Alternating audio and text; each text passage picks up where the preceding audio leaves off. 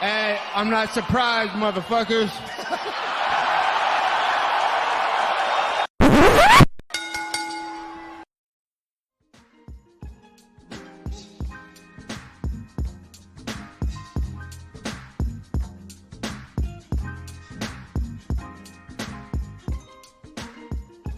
What's up, guys? Welcome to the Courtside Soundoff podcast today. I'm Josh Ivanoff. He is Angel Ortega. A lot of stuff to talk about this week. UFC Vegas 16. A lot of NBA news, some NFL news, and then the boxing recap I've been waiting for, along with the big boxing match this weekend as well. It was, with a little bit more UFC mixed in there as well. Before we talk about all that, I want to talk to you guys about Rogue Energy. This episode of the Courtside Soundoff podcast is brought to you by Rogue Energy. Rogue Energy was founded in January 2017 to be the best gaming drink in the world. They've developed a premium stack in the form of a delicious energy and focus drink. It is designed to help replace unhealthy canned energy drinks, coffee, and even traditional pre-workouts. Rogue Energy is sugar-free and is loaded with vitamins, antioxidants, and nootropics. They designed Rogue Energy for the emerging professional and competitive gaming market, and it continues to have fantastic carryover and success with students, athletes, entrepreneurs, and anyone looking to optimize their mental and physical performance. If you win 10% off your order, use the code SOUNDOFF at checkout. It's code SOUNDOFF at checkout for 10% off of all your energy needs. Love Rogue Energy, great sponsor of the show. Couldn't be happier more with them. So shout Rogue Energy, code SOUNDOFF once again. Last Saturday night, this card happened. UFC Vegas 15 from the UFC Apex in Las Vegas, Nevada. On one-day notice, Anthony Smith, Devin Clark got bumped to the main event following Curtis Blades' positive COVID test. And in the main event, there was a big discussion about whether they're going to go 3 rounds or 5. Anthony Smith needed all of 2 minutes and 34 seconds to get the dub. Devin Clark shoots him for a takedown. Anthony Smith, he lets him go. He lets him get it. He slides to his back, quickly straps on the triangle choke from the back, gets the tap. Anthony Smith, Lionheart, back on the winning trail after a couple of bad losses in a row. Angel, what did you think about Lionheart's performance last Saturday night? First of all, I did not expect, the first round submission by any means.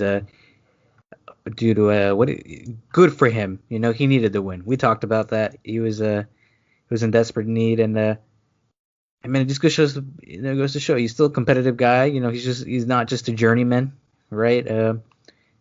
He was a guy who, beat Gus, right? He's still that guy, right? Maybe didn't have the greatest fight against Sean Jones. Could have taken the knee, and been champion, and it would have been it, But it was the man. It was I'll call it what it is, He was the guy, and said no, I'm good. I'll keep fighting, and ended up losing the fight, but very honorable and respectable at the end of the day out of our friend Lionheart. A very long year for him. I'm assuming, and I hope this concludes the year for him. It's been a long and rough year for him. He fought for his life this year. He fought through a camp through COVID. He had 2 tough losses back to back, and a very rough one to begin the year, and then finally got to close it out with Devin Clark. So I'm really happy to see him in the year on a good note. Yeah, he's one of those guys that is honestly really easy to root for. There's just something about, he's got that warrior spirit, dude. I mean, he's the pinnacle of – he's every journeyman on the regional scene that you want to see do well, and then it takes them a long time, but they end up doing well. You don't see stories like his in MMA or any sports often. I mean, the dude started off 5-6 as a professional fighter. That never happens. I mean, he lost 4 fights in a row heading into 2010. And at that point, most dudes call it quits. I mean, he'd been by the way, he'd also been finished in every single one of those fights. Holy fuck. Every single one of those. One of them was a submission, 5 knockouts. And you know what, dude? He kept on chugging along. He ended up having a really nice stretch. He ended up getting into Strikeforce Challengers back in 2011, which is basically, people don't remember this, is basically kind of like the Contender Series in a way, where he was kind of yeah, but not really. I mean, it was Strikeforce, so. But there were some good prospects on that show. Eventually, he ends up getting his way into Strikeforce, gets his way into the UFC, gets his ass kicked, ends up leaving, going back to the regional scene, ends up fighting his way back, all the way to challenging for the title against John Bones Jones. And like you brought it up, man, I mean, he's the dude who said he's going to keep on going. If I were him, I would have eaten that illegal knee like I got hit with a bullet. I would have been down for the count. I would have been like JFK in 1963, dude. I would have been gone. And they would have been booing me, but I would have walked out with 12 pounds of gold around my waist. Anthony Smith is a much better man than I, because that's what I would have done. But instead, he decided to keep on fighting, and he went the distance, with one of the greatest of all time. So it's pretty respectable, dude. You gotta admire it, right? It's fucking, he could have said he was light heavyweight champion of the world in the UFC. I like saying it like that. I think it has a better ring to it. But really, right? The UFC is kind of like the pinnacle. The WBC of of MMA, right? In a way, right? Like the highest honor, right? Yeah, and he should. Honestly, he should have done it. Hey, man. Like at the end of the day, one of the most likable guys in the UFC, right? Doesn't have any really bad blood with anybody. Luke Rockhold. Yeah, right. They could make that fight happen. I was thinking about that, or I heard it from DC or something like that.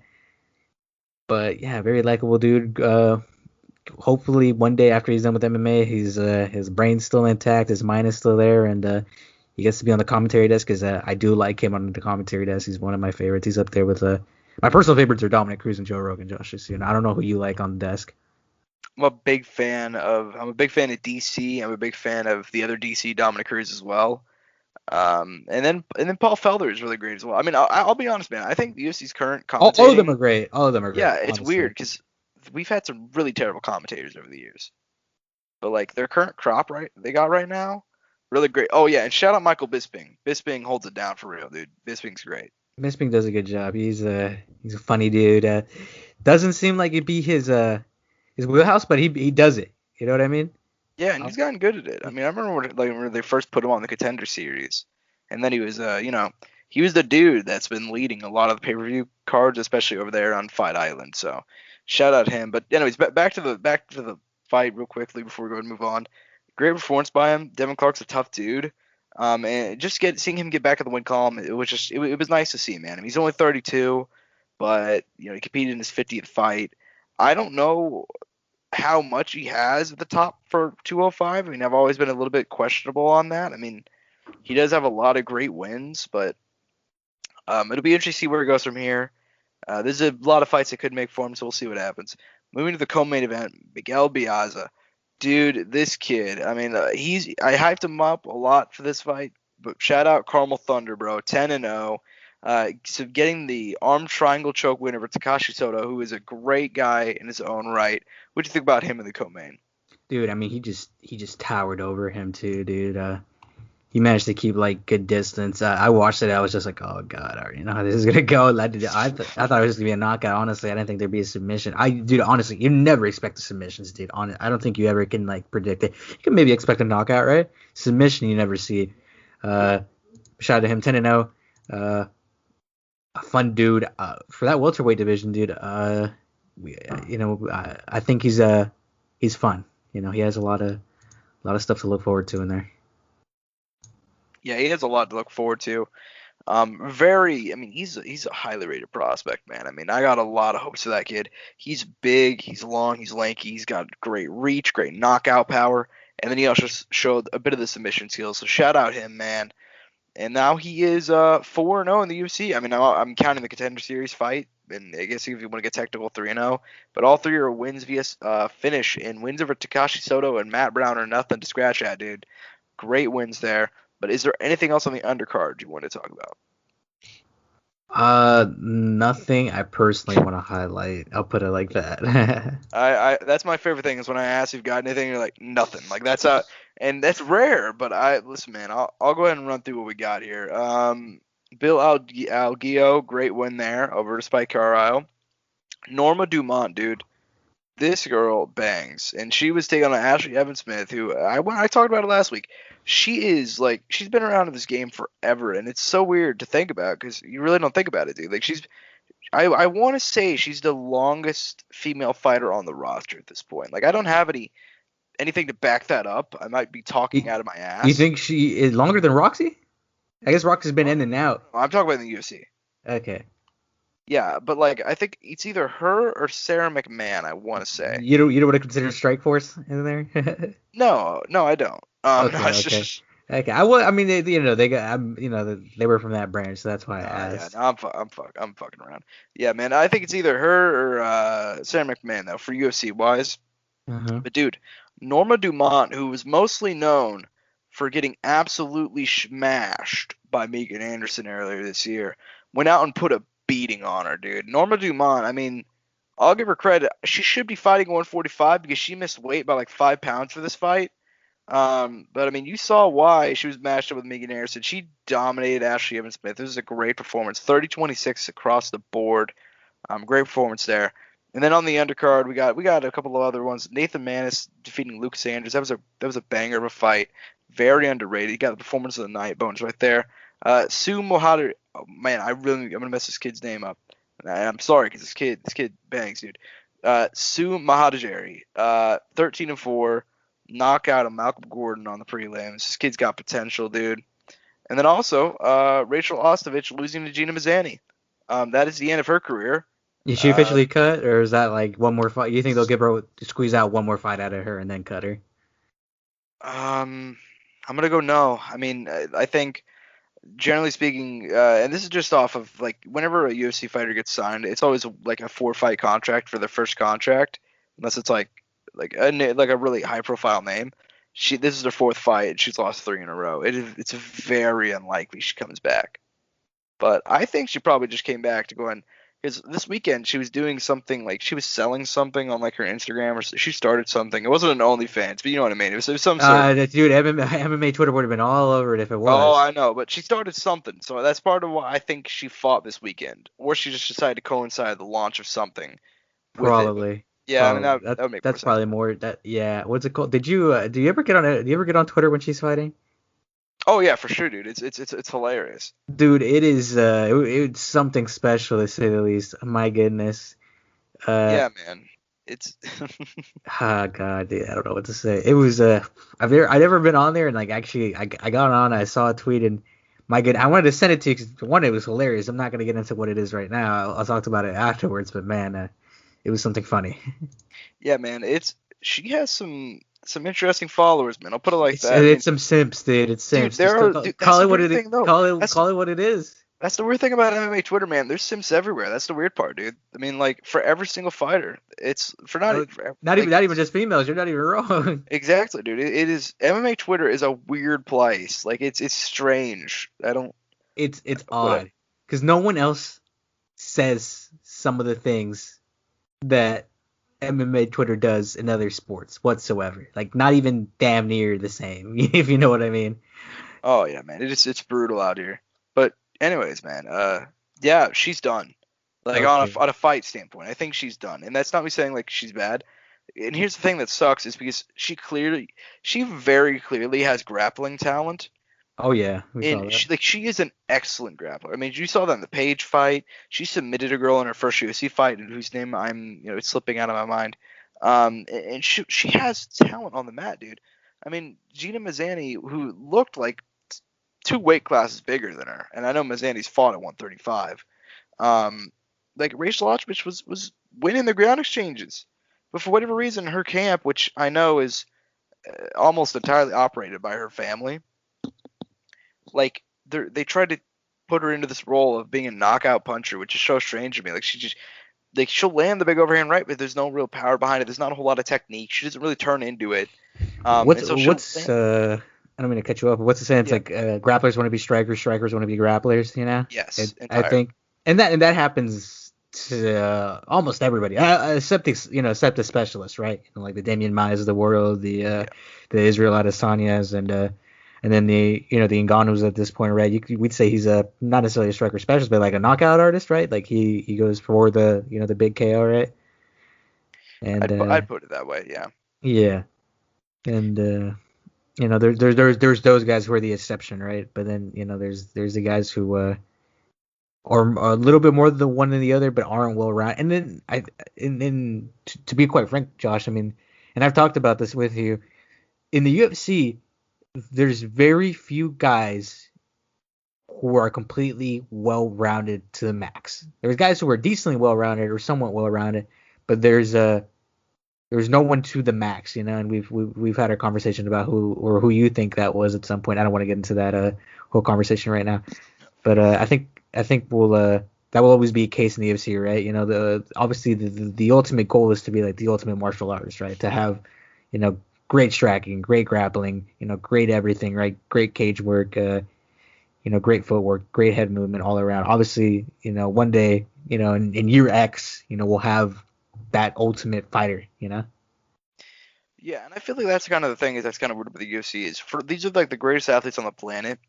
As far as I'm concerned, when it comes to the fighting sense, I mean, like, you know what I mean. But man, like, there's very rarely dudes that are 100% well-rounded. Everybody has a strength. Everybody has a weakness. It's up to you to even find it. Because here's the thing, man.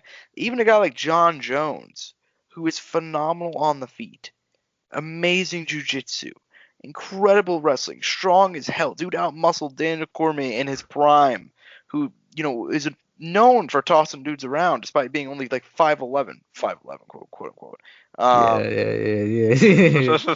But yeah, man, even he has issues. He's very susceptible to leg kicks. He has terrible boxing defense. That's just one of those things, dude. He keeps his chin way up in the air. Everybody's a flaw. Everybody has their strengths. It's best to stick to your strengths. So that's the way people win in the UFC. Rachel Osfish, whatever, to bring the conversation all the way back around. Terrible sticking to her grappling. Like, God bless her heart. She tried her best. She got murked in that fight. That wasn't even close. Yeah, it was rough. She did have a nice reversal on there that was on Twitter. Yeah, man. Hopefully one day, like I tell you, we'll see that fighter X or whatever that is completely super well rounded, beats the specialist, like all of that. Like it's a cool thing to think about because it's kind of like the sport's still so young. We're not even at that point yet where guys are completely well rounded. We still have guys coming in from other backgrounds who rely on that and end up being really good at that one thing and succeed off that. Yeah. And we'll see that one day. But to go ahead and move on from this card, which there weren't a whole lot of specialists on. I mean, it was a fun card, but as far as rankings, there wasn't a whole lot there. So we're gonna move to this weekend's card, where there also isn't a whole lot in the rankings. But the main event is a banger. I'll say this much: this main event, dude. I mean, Kevin Holland fell out, but this fight has so much potential. Jack Hermanson, the 4th-ranked middleweight on the planet, dude. I mean, this is a guy who started his UFC career pretty, meh, so to speak. I think he started off 2-2, excuse me. And he had a couple losses in Bellator in his career, nothing exceptional. And then in the last couple of years, he's just randomly been going off, dude. Wins over Jacare, Kelvin, David Branch, Mearshart, Talis Leites, and he's taking on a guy, and Marvin Vettori, who in my opinion is one of the best prospects at middleweight. I mean, we saw him against Izzy, but I'm not even talking about the Izzy fight, man. Wins against Roberson, Sanchez, Ferreira, Cesar Ferreira, Vitor Miranda, just former Venator fighter. If you guys ever saw Venator, that was an awesome promotion that only lasted 3 events. That's where also a male mech came out of, if you guys know him. But yeah, man, he's mostly known for the Izzy draw, or not the draw, loss, but it was close. You can make a case he won, and one judge did give it to him. Izzy's kryptonite. Izzy's kryptonite. But listen, dude, he's a very interesting guy. 13th in the rankings, stepping up on short notice for his first main event. I think I've laid it out pretty well, man. I mean, who are you leaning towards this weekend? For me, I saw Vettori opened up as a betting favorite, and I thought that was insane. So what do you think about this, man? That is crazy. Oh man, dude, I feel like my bad. I feel like probably on the feet, Vettori's better than Jack, right? And then on the ground, undisputedly, it's Jack, right? Are we on that page, Josh, or do we disagree there? I'd say on the mat it's 100% Jack, but I'd say it's competitive on the feet, but Vettori probably has the advantage. Yeah, so I don't think it's that significant. It's not significant, but as far as like the general breakdown, that's how it is, right? Yeah, fair enough. Also, credit to Marvin Vettori. He does have, he's a brown belt in jiu-jitsu. Obviously that's still there, and it's not impossible for a brown belt to beat a black belt, right? It's not Mickey Gall, CM Punk, white belt with a stripe, versus I don't know what Mickey was at the time. I think he was probably like brown or purple, or deep purple belt, if not a brown belt at the time.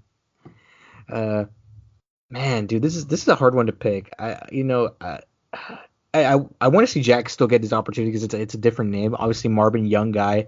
I know if he does lose from this, he can come back. And also, he got jumped up, right? It was a big jump from Africa. Who was he fighting originally on this card? Do you know?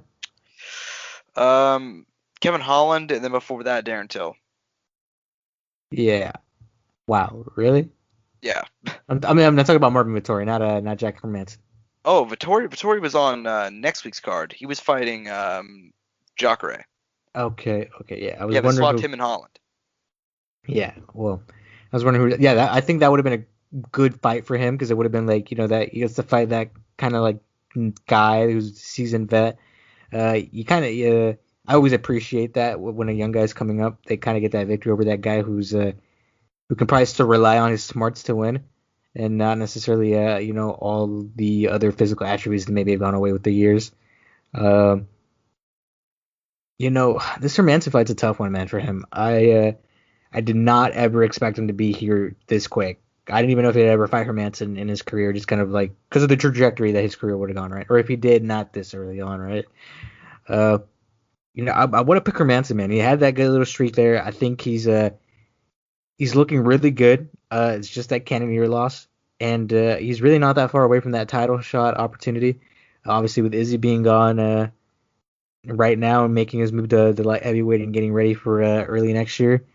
I don't know exactly what Uncle Dana has planned there. I don't know if he's gonna just hold up the division, or they're gonna vacate the belt, or there's gonna be an intern champion, or whatever. I'm excited for this fight. Jack all the way. Yeah, me too, man. I mean, I really like Vittori. I think he has high potential, and it's important to remember he's still only 27. Oh yeah, so much time. Yeah, and very, very young in fight mileage too. I mean, he hasn't been through any wars yet. That's the thing that's interesting to me. Like he has some losses, but none of them are like egregious. They're all decision losses. Dude has a blockhead made of granite. Never even been rocked in his career. But regardless, I am gonna go ahead and go with Jack Hermanson, man. I think this is I think if he's gonna win this is like a guy who's been through so much in terms of like fight opponents. I think this isn't even gonna phase him at this point. Yeah, so I'm gonna go ahead and take Jack Hermanson here. Moving on to the co-main event, OSP back on the co-main event slot, taking on undefeated Jamal Hill. What do you think? Dude, I'm not even gonna lie to you, I didn't even know OSP was on this until right now. I didn't either. I mean, I remember that he was on this card when I saw him miss weight. He missed weight. Yep, 2.5 pounds. Well, you saw what OSP's been doing to these young guns. Alonzo Menafield, second round KO. I called that. I don't know if you did, but I had a faith in OSP. I'm gonna stay with that faith, man. Hopefully he keeps carrying that energy. I think he's pissed about that Ben Rothwell loss. He's not satisfied with himself. Let's get it. Yeah, I'm gonna go take Jamal Hill here. I did this also last time.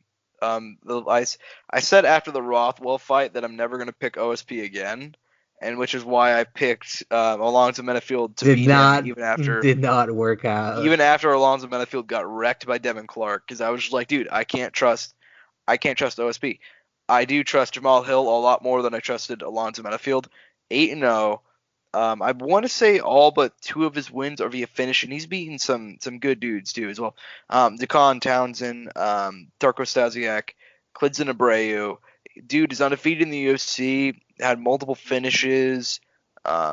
He big dude as well. He's one of the few guys. OSP's very big for light heavyweight. I want to say 6'4.5". Jamal Hill is 6'4" in his own right.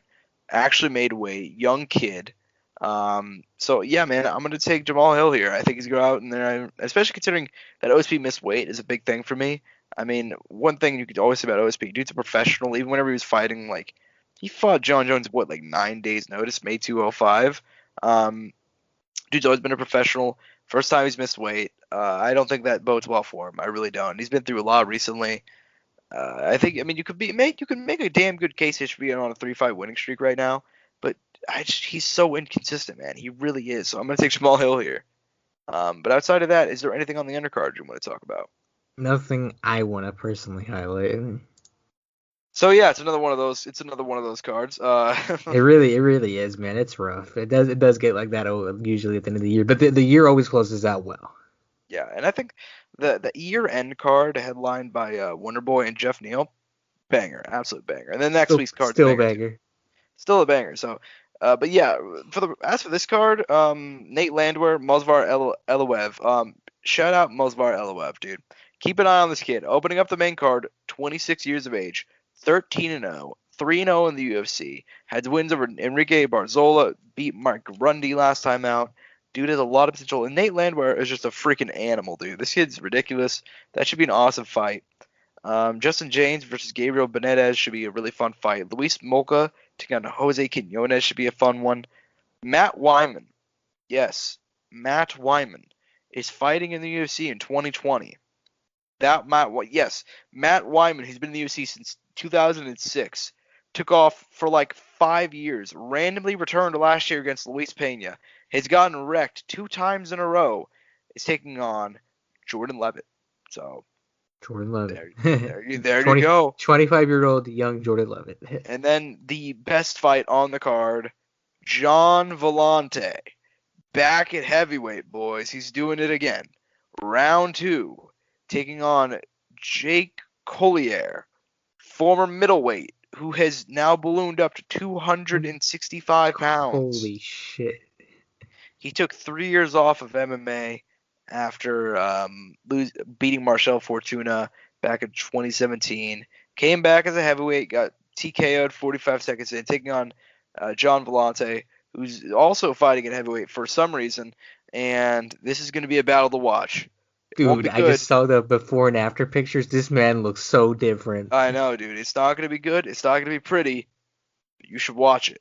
Why did this happen, dude? Why Why did he make this life choice? Also, John Vellante, dude. This is a guy who went from beating Corey Anderson to like that. Whatever happened last time they got out against Boris Green, I'm not even sure what happened still.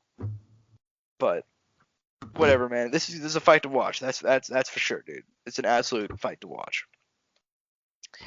But moving on to the NBA. Big news. As far as we've been pretty hesitant on covering the NBA just because I feel like with a lot of news going on, so much. There's a lot of news happening, but there also doesn't feel like there's a lot of news happening. It's kind of hard to explain.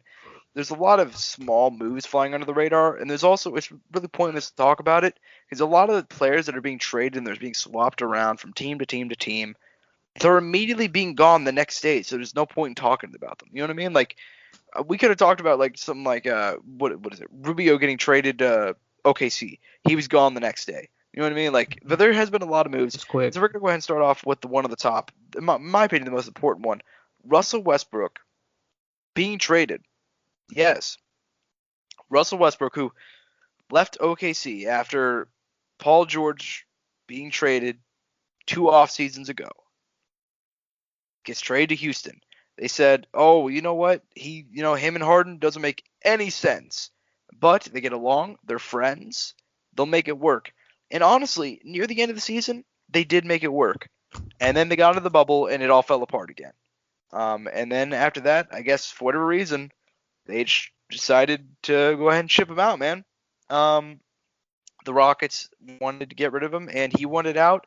And instead, he is now heading to Washington for John Wall and a first-round pick. Yes, John Wall will still be playing in the NBA in 2020. We have not seen him in 2 years because of a boatload of injuries. I believe there was a ruptured Achilles tendon.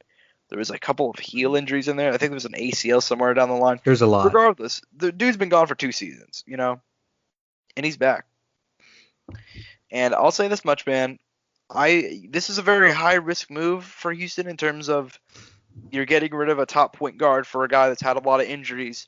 But if that dude comes back to be 75, 80% of what he once was, I think he matches up a lot better with Houston than what Russell Westbrook does. What do you think? Overall thoughts, terrible fucking trade for Houston. They gave up a first-round pick, future first-round pick. And honestly, they're not far away from rebuilding.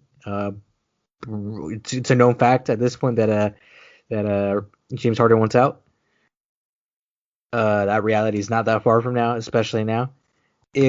Unless John Wall, who is a guy who's extremely dependent on his athleticism, his speed, who has had multiple lower body injuries, comes back and somehow makes it work, that's the only way this trade is won. I don't think that'll be the case. I think John Wall will be back and not be doing well. Uh, John Wall in of itself, an interesting character. One of the fastest guys we've seen in the NBA.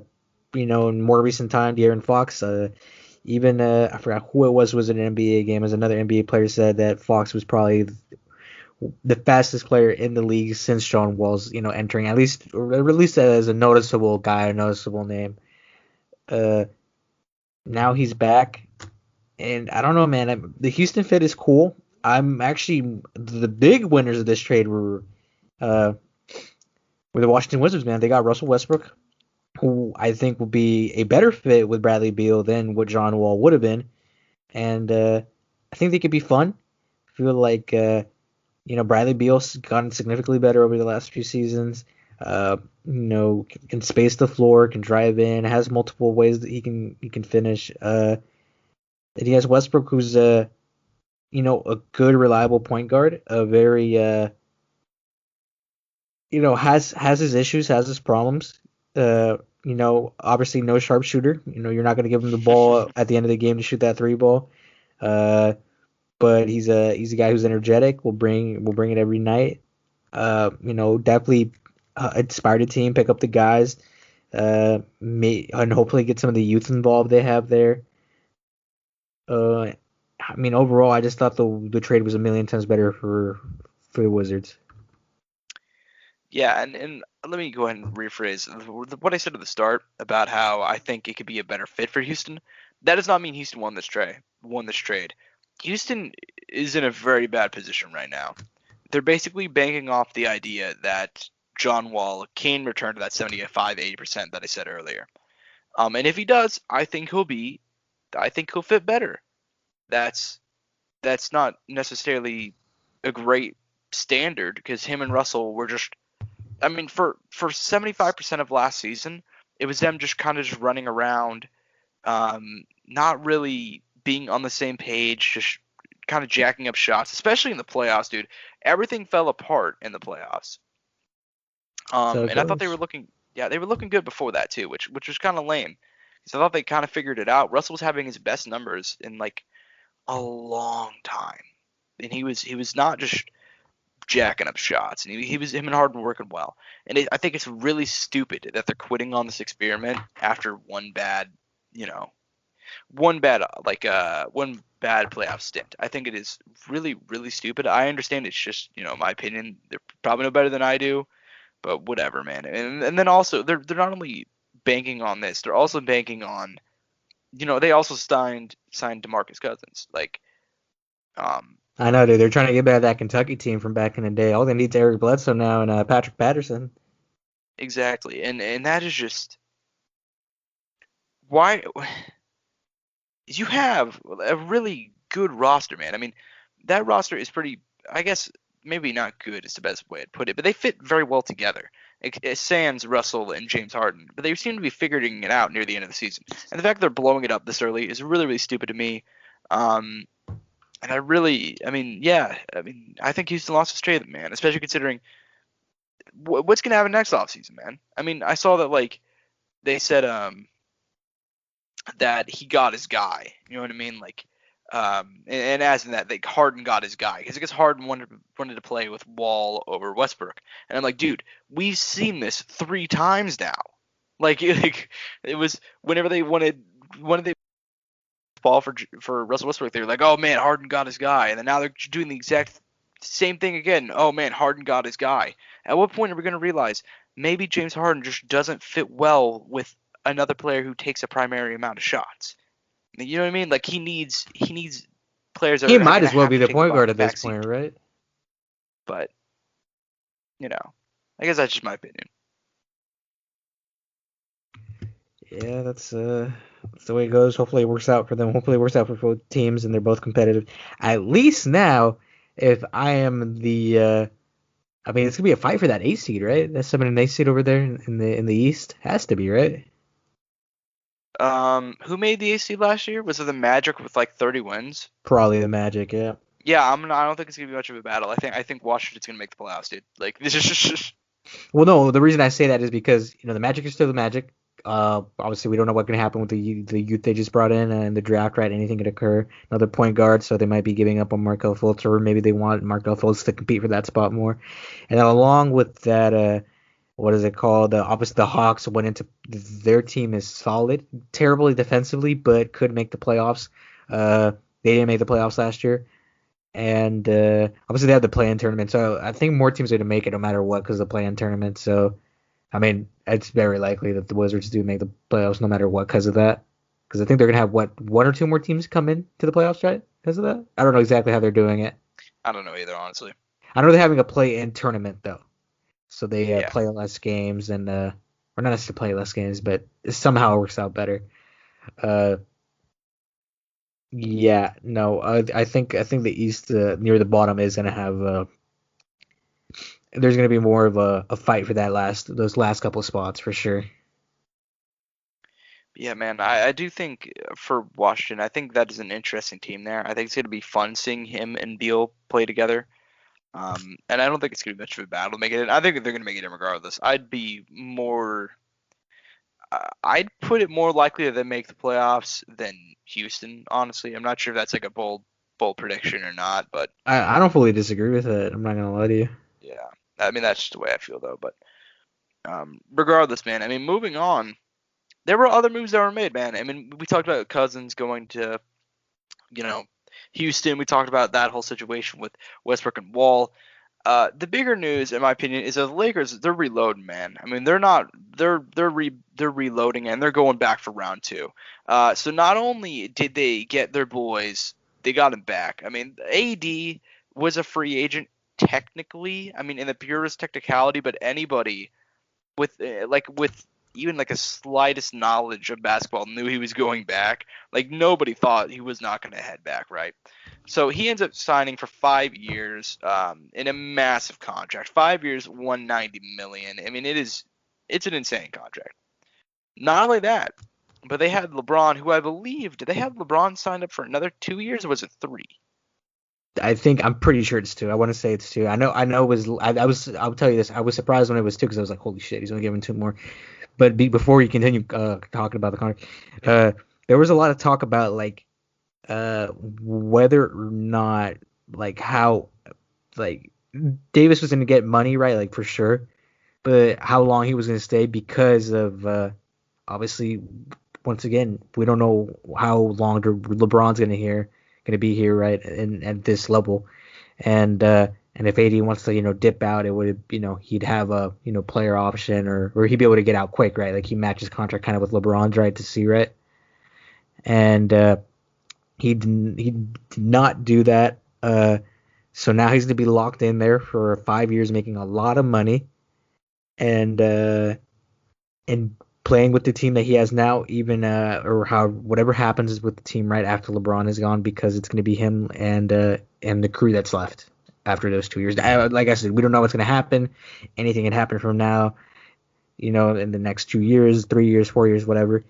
But that was something that was talked about. Like, is Davis gonna, commit to LA? Yeah, and look, man, he committed. Absolute props to the man. He's in it for the long haul, and that much appears to be clear. But they got both their boys back, man. And I know they also went ahead and signed a couple of other people whose names I'm forgetting. And there was oh man, who was the center that they signed who was really great for the Clippers whose name I forget. I know they got. Look, I know they got they got Montrezl Harrell. Yeah, 6 Power man. forward. Yeah, power forward. They picked up what's the thing? Obviously, they picked up Schroeder. Marc Gasol and Schroeder. And I feel like they signed another guy, and I can't think of who it is. But yeah, I know what you mean. And they got the crew back. Yeah, and they got the crew back, and they're not really missing. Who's the biggest piece that they're missing? I mean, is it Rondo or? I mean, probably Danny Green, but playoffs wise, Danny Green was kind of a net negative, honestly. Yep. Yep. Contavious Caldwell Pope KCP was the one who showed up there near the end. Obviously they have Kuzma, which I'm so surprised they were able to like, because I thought they were gonna have to like, if they wanted to get someone else right, they were gonna have to like move Kuzma or do something right. No, Kuzma's back. For some reason I'm surprised the Lakers have committed this much to Kuzma. I mean, does he cost that much? Like, I mean, without sounding He's mean, probably I mean, on his like, rookie extension right now, so it's probably okay. the big thing. But at the same time, I'm sure Kuzma does kind of want to get paid at some point.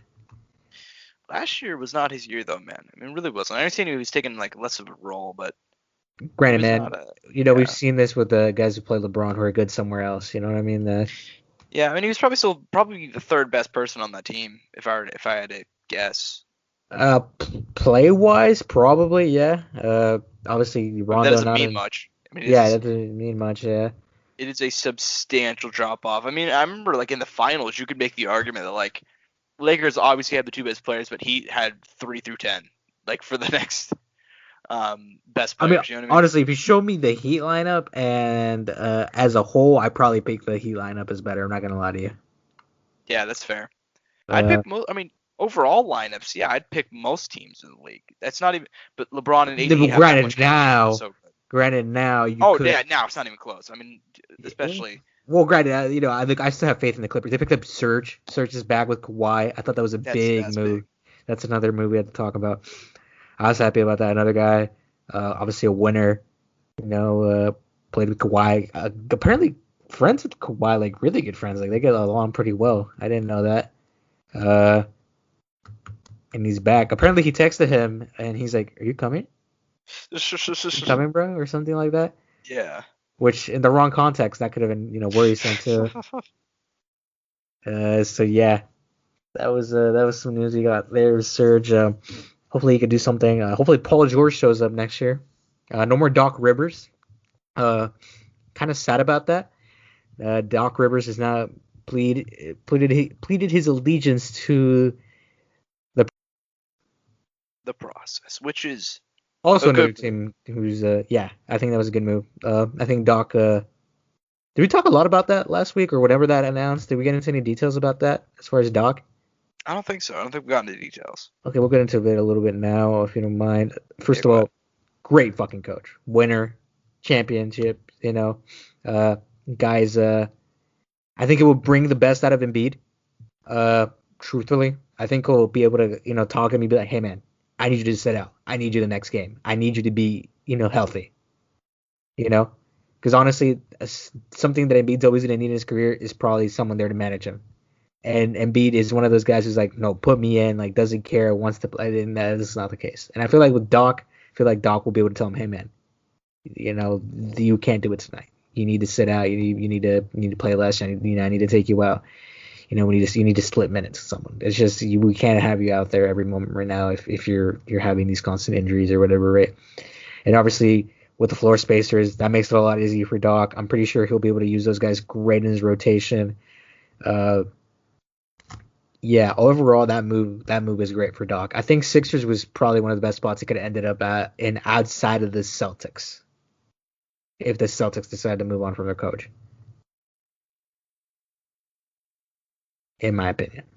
I don't know if you have any super how would I put it?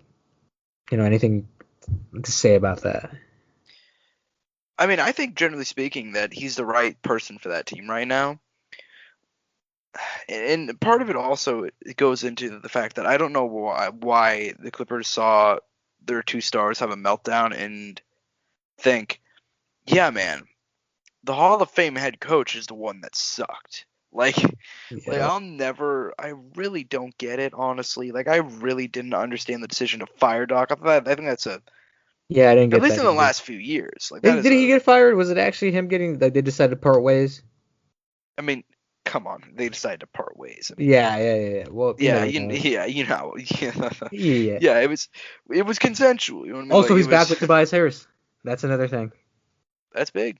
That's also big. Yeah, I like if there's a person who can figure out that team right now, it'd be him. That's how I feel about it. Yeah, guy's a winner, and if he does it with Philly, and honestly, if we see Philly take like a jump this year as far as like winning more games, um, kudos to them, dude. 'Cause they should be a lot better. Really the two big threats in the East this year, in my opinion, should be Milwaukee and the Sixers. That's fair enough. I think Miami's going to make a good run at it too, though. Oh yeah, and Miami obviously too. But realistically, as far as rosters and coaching and kind of the level players they have, and obviously year two of the Heat should be better than year one, right? Because that really was year one because you had all those rookies or young guys, who made it to the playoffs, and obviously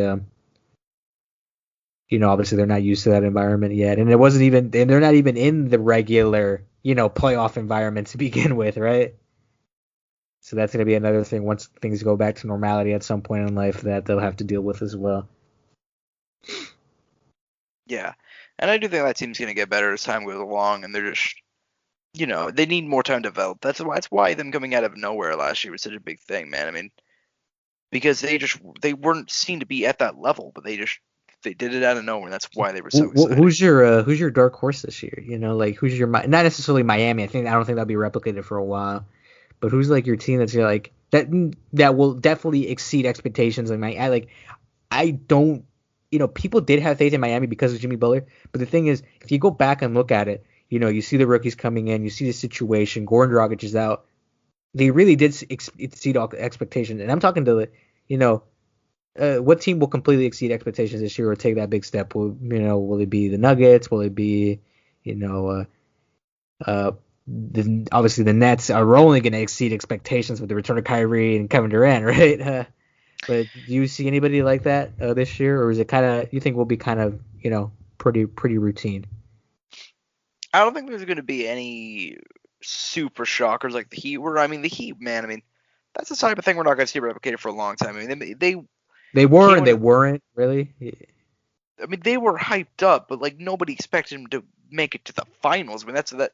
Probably not the finals, yeah, but I mean, probably make it to the playoffs and have a decent run probably in through the middle of the year. I mean, yeah, fair enough. But even going into the year, nobody expected that.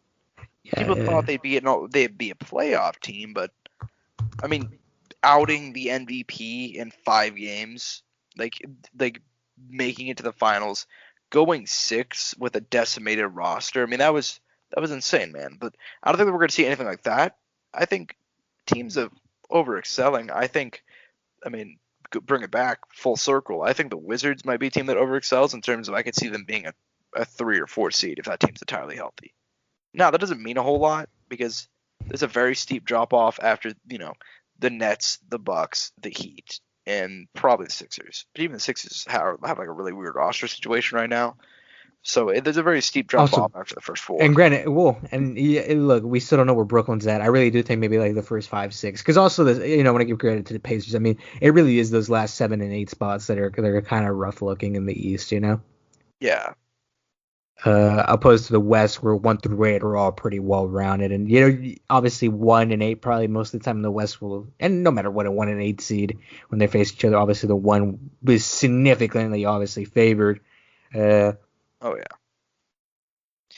And also, not to kiss your ass, but I think the Suns are a team that I could see having a run, just pulling off that momentum. And they like people always talk about the bubble, man.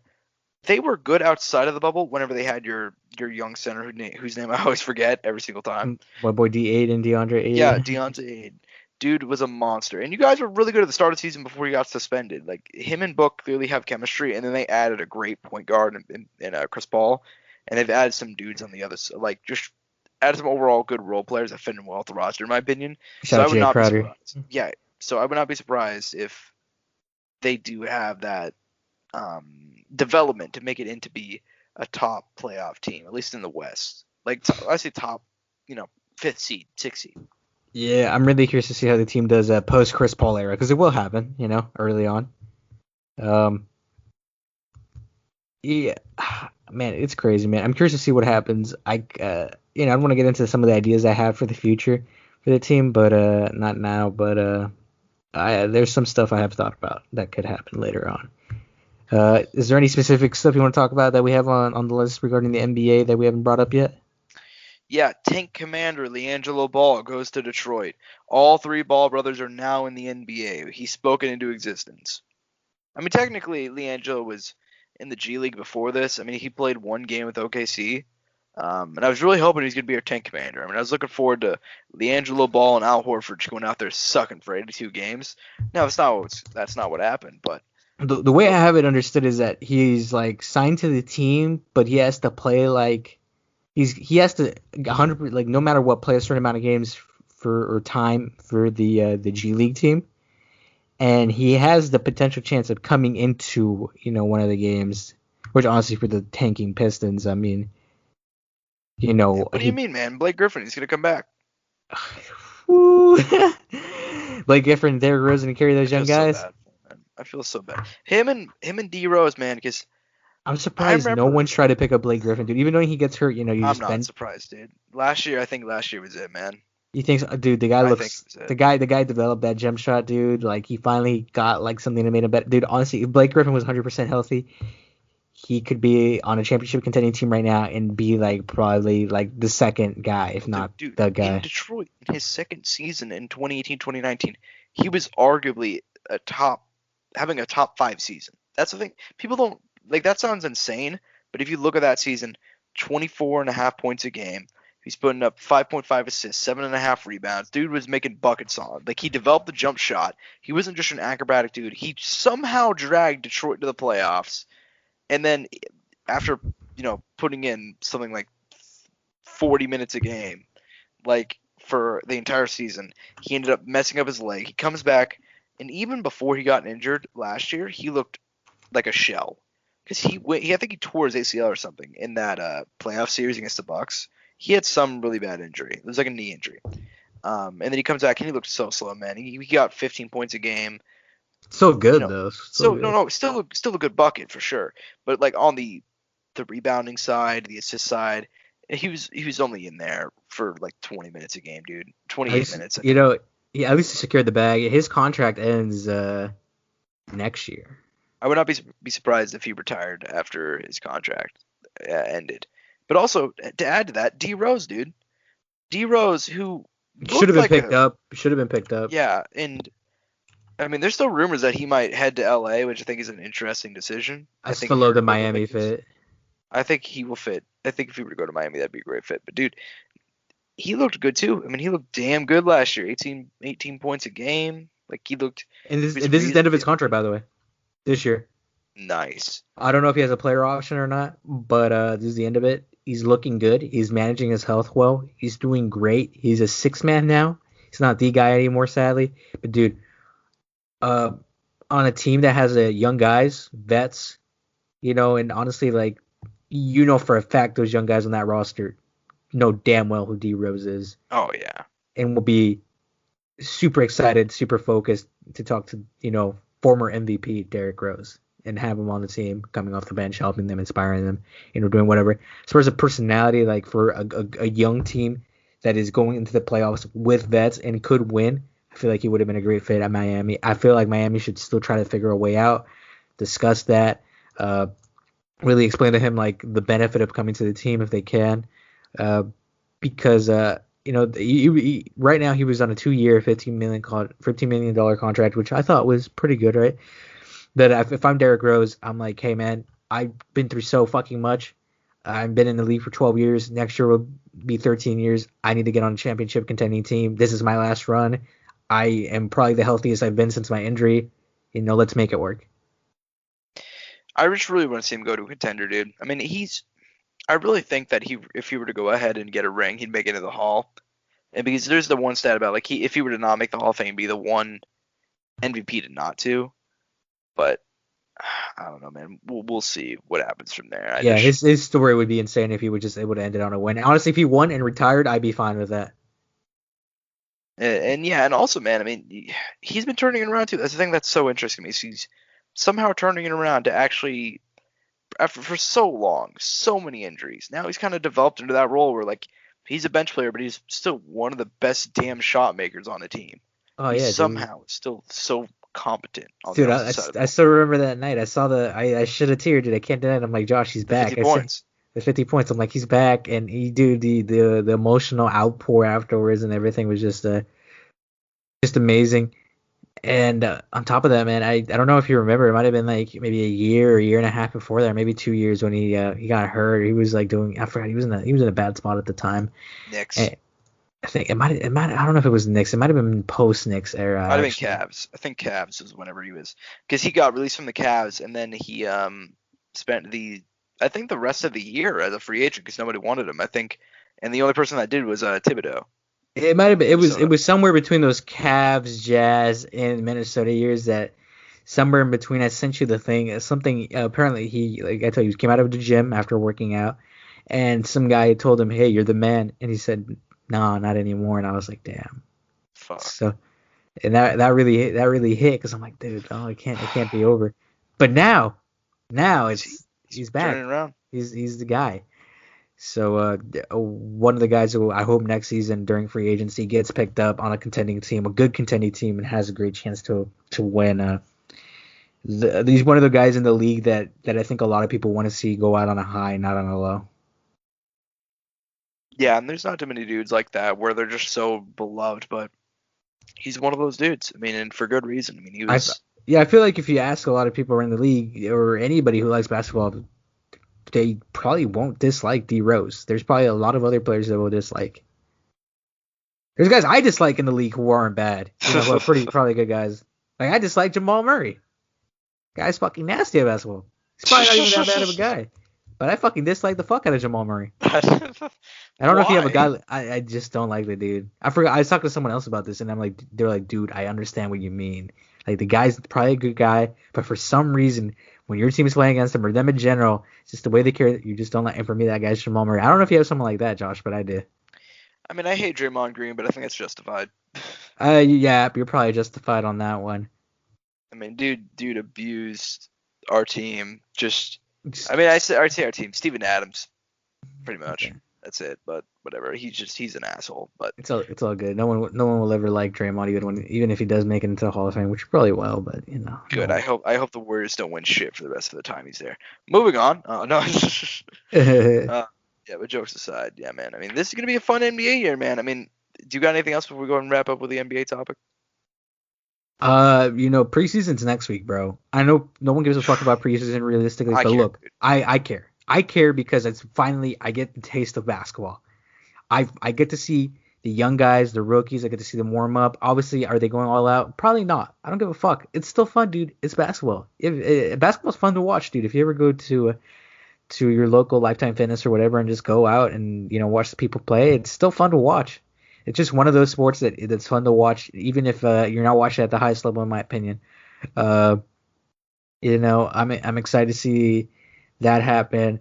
I want to shout out a couple young dudes. Keep an eye out for my boy Killian Hayes, RJ Hampton, Cole Anthony, obviously LaMelo, Onyeka Okongwu. Keep an eye on that Hawks team, guys. They're really fun.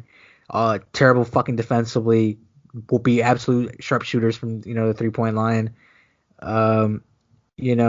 There's just a lot to look forward to, and as far as just the whole NBA, dude, it's just awesome for it to be back. Hopefully it works. I will say this though, Josh, with there's bubble, a lot to like this year in terms of, I mean, preseason. I care about preseason this year. Oh yeah, I'm sure some guys will try during preseason. There's always that one try hard. But what is it called? As far as it is a little bit worrying with we've seen there's no bubble, and that's that kind of sucks because we've seen the effects of that in other sports and football, especially football, man. Massive rosters. I mean, we're going to probably see G Leaguers get called up, which is awesome, right? They get opportunities they probably wouldn't have before. But at the same time, it sucks because there's guys who throughout the season or maybe on contract years or something like that. And if they were to get COVID, they're going to get put in a shitty position if they happen to get COVID or if their team has to get fully quarantined because they don't have a full rotation or whatever. I did hear something where someone did say like it would have been smart for the NBA to just have like do 25 game or 30 game bubble and then take a good break in between and then another one and another one. But it's all money, it's all politics. We don't need to get into that. And that's just my final thoughts. Yeah, and I am really nervous because there is no bubble, but I just there's nothing we can do outside of just hoping that they really they keep it together, man. I mean, it's so hard to stay inside for such a long amount of time. I honestly think that like it's one of those things, man. Like staying inside for such a long amount of time is not the way I wanted to phrase that. Because we're all going through it, and it's much easier as an NBA player. Is what I'm trying to make the point for. What I'm trying to say is I don't feel bad for the NBA players. Just dude, be responsible. Honestly, this goes for everybody right now. Just be fucking responsible. Like wear your mask and just don't act like an idiot, and you'll probably be fine.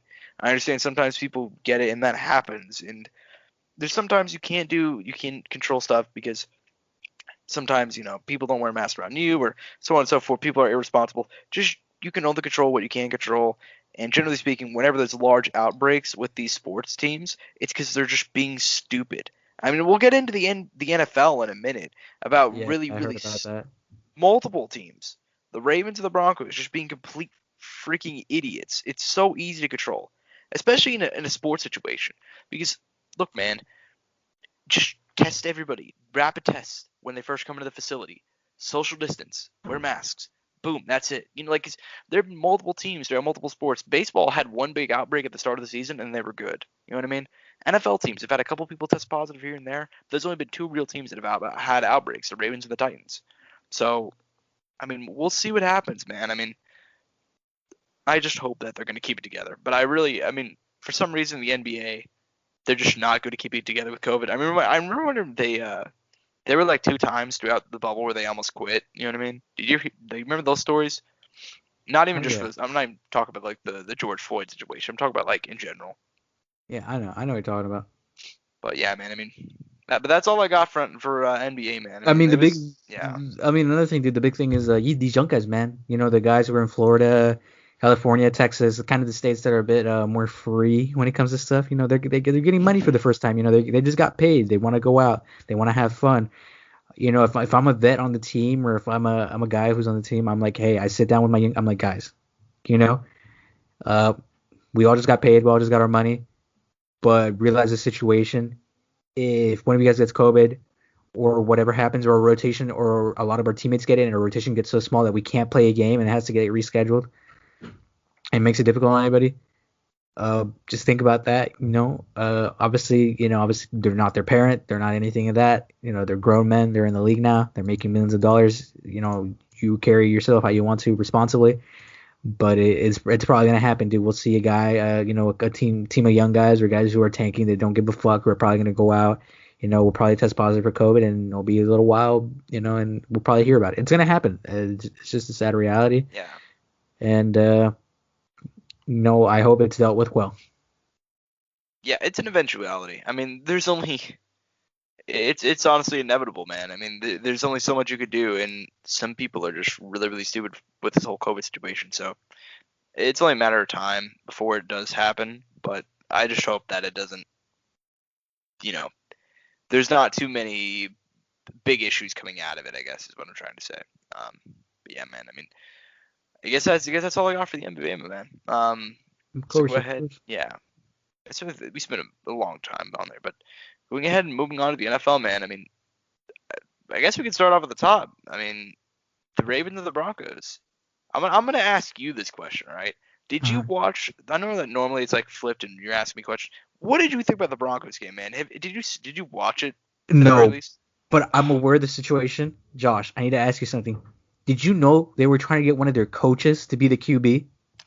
Brian Calabrese, this absolute king, former man. Where did this kid play? He played somewhere in college. Yeah. Dude, this would have been a sick story, but the NFL said no. I'm fucking disappointed because I think that would have been a cool story. Dude, when I heard that, a buddy told me that. He was like, yeah, they were trying to get their coach, and I'm like, was like QB coach or just some random coach? Like, this some dude. They're like, no, the guy, it was a coach who played QB in college, and I was like, oh shit, really? He's like, yeah. I'm like, dude, what the fuck? Why the NFL say that? They're probably like, he has to be on a contract, this, and that, and probably had to be medically cleared, which is probably the big reason, right? That, and also I think they're trying to eliminate the possibility of player coaches. Fuck, that would have been sick though, dude. That would have Yeah, been I sick. mean it'd be like baseball and hockey, and they have player coaches, but Soccer's done that a lot yeah. too. There's But been I a think they lot. don't want that, so I get it. But Dude, that'd be cool though, dude. it'd be really cool. That dude what, would die on the what's first hit. what's the issue with that? You know, I, I I don't know. Dude would die on the first hit. I think that's an important thing to say here. Did the QB get sacked a lot? The guy who was on I mean, he got Kendall Hinton. That was his name. yeah, he got fucked up a couple times. I mean, and part of it is because he's a very agile guy, so he ran out of the pocket 4 or 5 times. But also the Broncos O line is pretty terrible, at least in comparison to the Saints defense. Saints defense is one of the best defenses in the league, so they're blowing up every single play, man. I mean that, and this is a guy who hasn't played football in 8 years, and like he would have been destroyed. You know, I need to ask you something. So the guy, he played QB in high school, but he's listed as a wide receiver online. Do you know the story behind that, or kind of the situation? Yeah, I mean this is the thing that here's a little underlying secret with a lot of role players in the NFL. At least I'm not gonna say a lot of them. Maybe that's not the right phrasing. Most players that you're gonna see in the NFL that are offensive guys in terms of running back, wide receiver, guys like that, they are formerly quarterbacks, especially in high school. But they're very athletic guys, but they're not the best at throwing. They don't have all the mechanics down, so they can move to different positions. Kendall Hinton was a very, very good high school quarterback. He threw for 4,000 yards and 40 touchdowns in high school as like a junior. He was a 3-star prospect. He played at Wake Forest, but he was really, really bad. I'm not really, really bad. He was pretty damn bad though. As a QB, he ended up getting benched for John Wolford, who is like I think he's quarterback for the Rams right now. Well, see, didn't the guy that made it to the NFL is actually doing pretty well? Yeah, no, I mean he's not playing right now, but he is a quarterback in the NFL. That is true. Okay. And Kendall Hinton, after he got benched, he also got suspended, I think, and they ended up moving to wide receiver. And because he was such a good athlete, he finished his college career. He played one season, 73 catches, 1,000 yards, Holy shit, 4 touchdowns. Nice. Never played wideout before. He ends up getting signed to the Broncos, obviously, as a wideout. But he ended up being their emergency quarterback option because he did play quarterback in college. And I just think it showed the difference, man. I mean, it really showed. First of all, though, I'll say this much: Broncos did this kid zero fucking favors. Like they really did. To top it off. Yeah, they did zero. You didn't watch this game.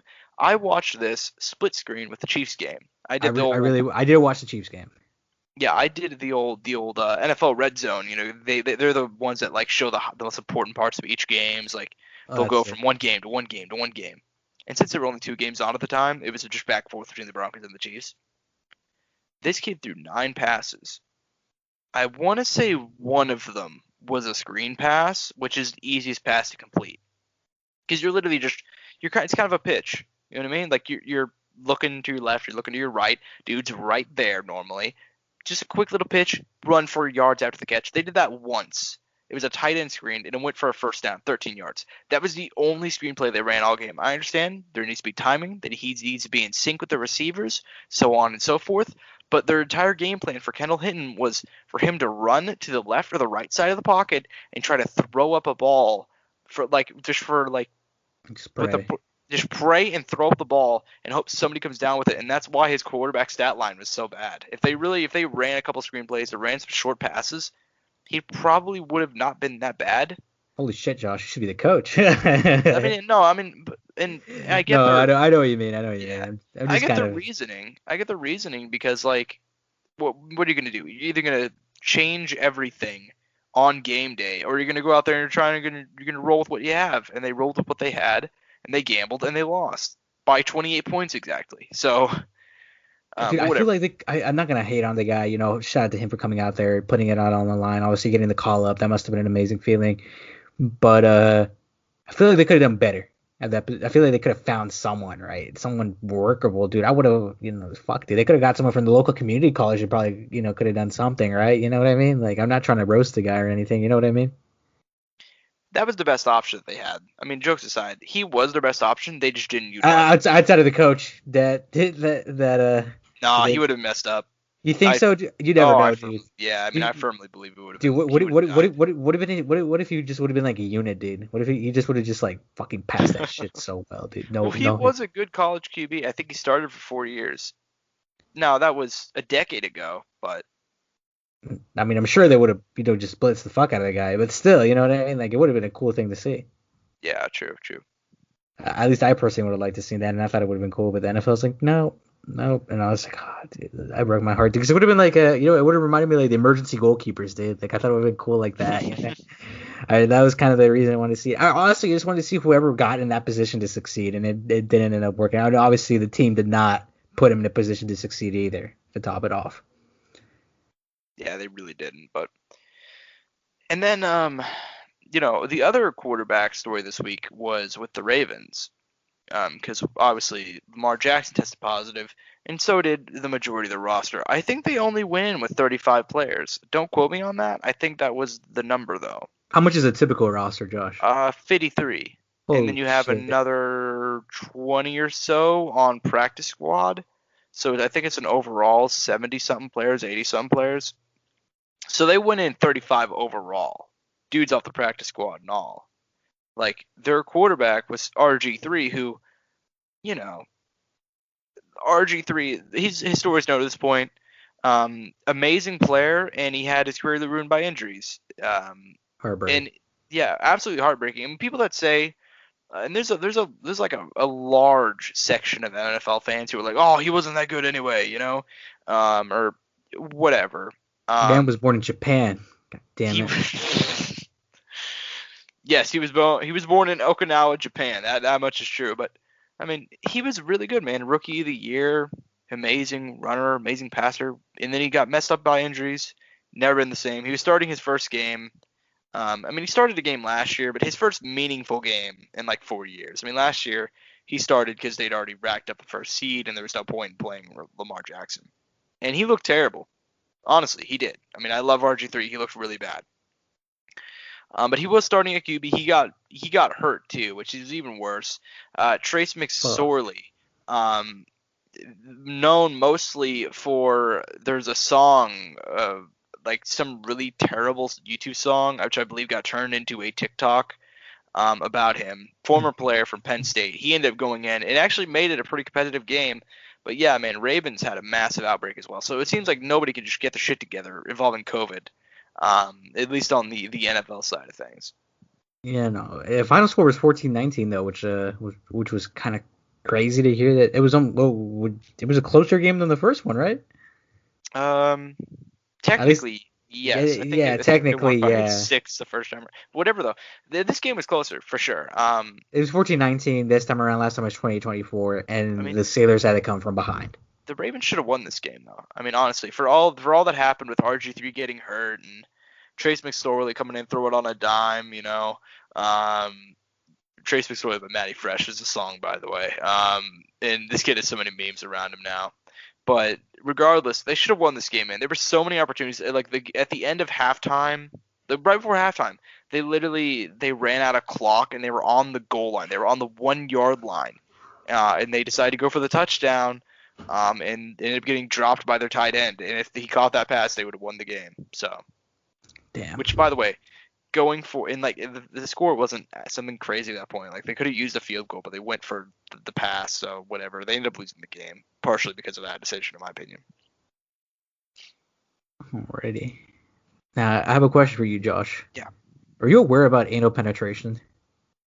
Because the Tennessee Titans and the Indianapolis Colts had a banger. Oh God. Can I get your thoughts on that game overall? How did it end up being like that? Because if I remember right, it didn't start bad, but it ended 45-26. I mean, I have no idea how good the Indianapolis Colts are, man. I really don't. That's the whole story, man. That's a I don't whole know how good story. either of these teams are. Like they are very hard to read. I mean, for all the people talk about, like, oh, the Titans are a contender, but like the Titans are also a team that like randomly will get We'll blown lose, out yeah. just out of Yeah, nowhere. so. Like, yeah, they're pretty inconsistent. And then the Colts, I mean, they went out and got Phillip Rivers because they thought he's a guy they were one quarterback away from potentially going to the Super Bowl. Dude's And 38. Holy fuck. which, I get it. But Phillip Rivers wasn't very good last year either, so like and he hasn't been great this year either. So I mean, I don't get it, man. I mean, I don't get either one of those teams. I will say this much though. Derrick Henry is a god amongst men, and he's gonna fuck up the Browns on Sunday. As sure as this that the sun will rise in the morning, Derrick Henry will fuck up the Browns on Sunday. That much is true. So Nice, dude. 643, dude. Las Vegas Raider, Atlanta Falcons. Goodness sake, a fucking slaughterfest, man. That was a rough loss. Do you think that was just a matchup thing, kind of with them? I think maybe they're gonna have a meltdown again, man. I mean, this is Oh what my happened god. last year too. Whoa. They're gonna have a meltdown though. I mean, jokes aside, last year this happened where they started off really, really well. They looked like they were in the playoff hunt, and then they shit the bed down the stretch. And I think that could potentially happen again. Losing to the Falcons wasn't a big thing because I could see the Falcons were one of my games that weekend where I was like, I can see the Falcons winning here, man, winning here. I mean, ever since they fired Dan Quinn, who was their former head coach, they've looked like a really competent team. And I think the Falcons are going to win this weekend as well against the Saints. I mean, actually, I take that back. They could win, but I don't know if they will. But regardless, 43-6 is insane. That is an insane score. That is like That a was a college true. That football was a true anal penetration right there, actually. for sure, man. I mean, that is a college football score. That like whenever like Alabama plays some JV school, like that's what happens. Yeah, not a good look. No, you don't want to see that ever out of any professional team, right? It's such a big score difference, but that's how it went. Respect it. Josh, I want to talk about a QB from Philly who's having a rough time. What's going on with Carson Wentz, Josh? The numbers are looking rough. I think he's statistically, I don't want to get this wrong, one of the worst not worst QBs, but not like he's not at the top where he should be.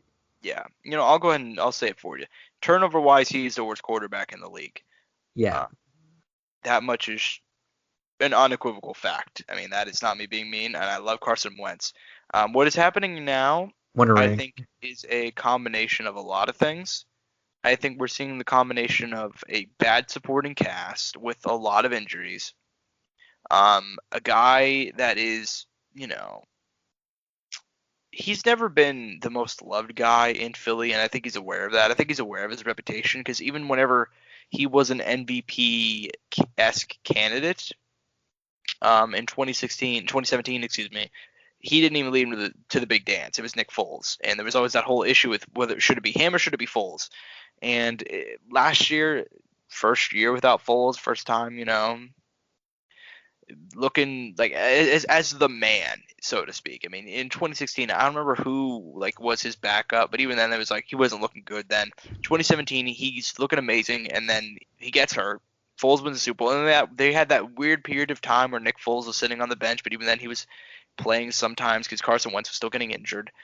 So I think it's a combination of probably his mental state's probably broken down, especially after last year.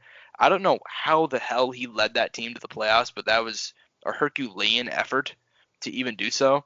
And then he's just hurt, man. I mean, he really is. I mean, he's dealt with a lot of injuries. He's played 2 full seasons in the NFL at this point, and one of those was last year where he got hurt in the playoff game. He's just back injuries, leg injuries. Dude's had the full gambit, and it's showing now. I mean, he has more turnovers than touchdowns. I mean, it is incredibly sad right now. And it's not even like I don't see it getting better. Like the things that he's doing wrong right now is not things that are likely. Oh, he just needs to go, go ahead and sit down and get healthy. Like his decision making is terrible. Like that's the one thing about Carson Wentz is that his decision making was always pretty good. He's very good at not turning over the ball. He'll take the deep shots, but he's very conservative a lot of the time. And now he's just making really stupid decisions. Like his mental game isn't all there. And he really should be benched, man. If he did not have such a massive contract, he would have been benched by now by Jalen Hurts. I mean, so it's a lot of things, man. It's really sad to watch, honestly. But that's just what I think about it. Do you think he'll ever be able to turn it around, or is it gonna be too rough? I hope he can turn it around. If he can't, he's still a Super Bowl champ and a former Pro Bowler. So had a good career. Had a good career, and it's weird because he's only 27, but dude, he's been good through career so moments. Much. Yeah, he's been through so much, dude, in terms of injury wise, and just he's had the full trajectory, which is weird because he's only 5 years in. But I mean, we'll see what happens, man. Can he turn it around? Probably, but it's not going to be this season, for sure. Yeah.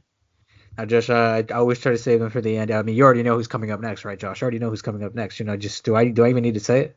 Go ahead, say it. Oh man, the home team, Kansas City Chiefs, baby. Oh boy. We bleed red every day. What are your overall thoughts, man, after that game? Obviously, I can't have like too deep of an opinion because obviously I'm not like the football guy here, but I had fun watching it.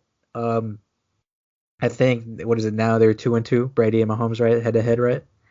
That was obviously that clash is kind of awesome to hear. There's a mutual respect there. I like that. Brady really frustrated with the team. Also, he clapped back at one of his ex-teammates who's now on the Chiefs. I forgot who it was. That was really funny. Dude was, I don't know. You saw the meme, right? Him on the bench, really frustrated. Yeah. Yeah, dude was not fucking happy. He yelled at a couple teammates. Went Chris Paul on that last season, DeAndre Jordan like yelling at his team type of situation. Not to that extent, but you know what I mean. Yeah, I mean it was bad, man. It was weird too because that game was close, but it wasn't close. But it was so winnable for the Bucks. Oh yeah, totally. But it felt weird because it was close, but it wasn't even close. I mean, Tyreek Hill, dude, that's the greatest performance I've seen in a long time. Just overall. Unit, 13 catches, 269 yards, 3 touchdowns. Which, by the way, 209 of those. 209 what? Shout out Nick Diaz Academy. Just aside, 209 of those yards were in the first quarter, which is a damn record. Like I was texting my buddy at the time, and I was like, dude, that has to, like, you're seeing this shit, right? Like, that has to be a record. Like, which funnily enough, it wasn't. I think the record was like 214, but whatever. Like, it is insane. How much did he have? Tyreek had 209. I think the record for most yards in a quarter was 214. Hey man, that's not far off though. You know what I mean? I know, and it's important to remember here that a lot of these records are like way back in the days of football. Like the dude, like most passing yards in a game was like 600, I think, or is it 565 or something? I don't know. And the dude was Norm Van Brocklin in 1954. So I love how you know that, Josh. Yeah, exactly. Yeah, like it was so a lot of those records are really hard to beat, dude, just because of how old school football is played. Like 73-0, which was, I believe, oh man, who won 73-0? I think 73-0 was like Washington football team.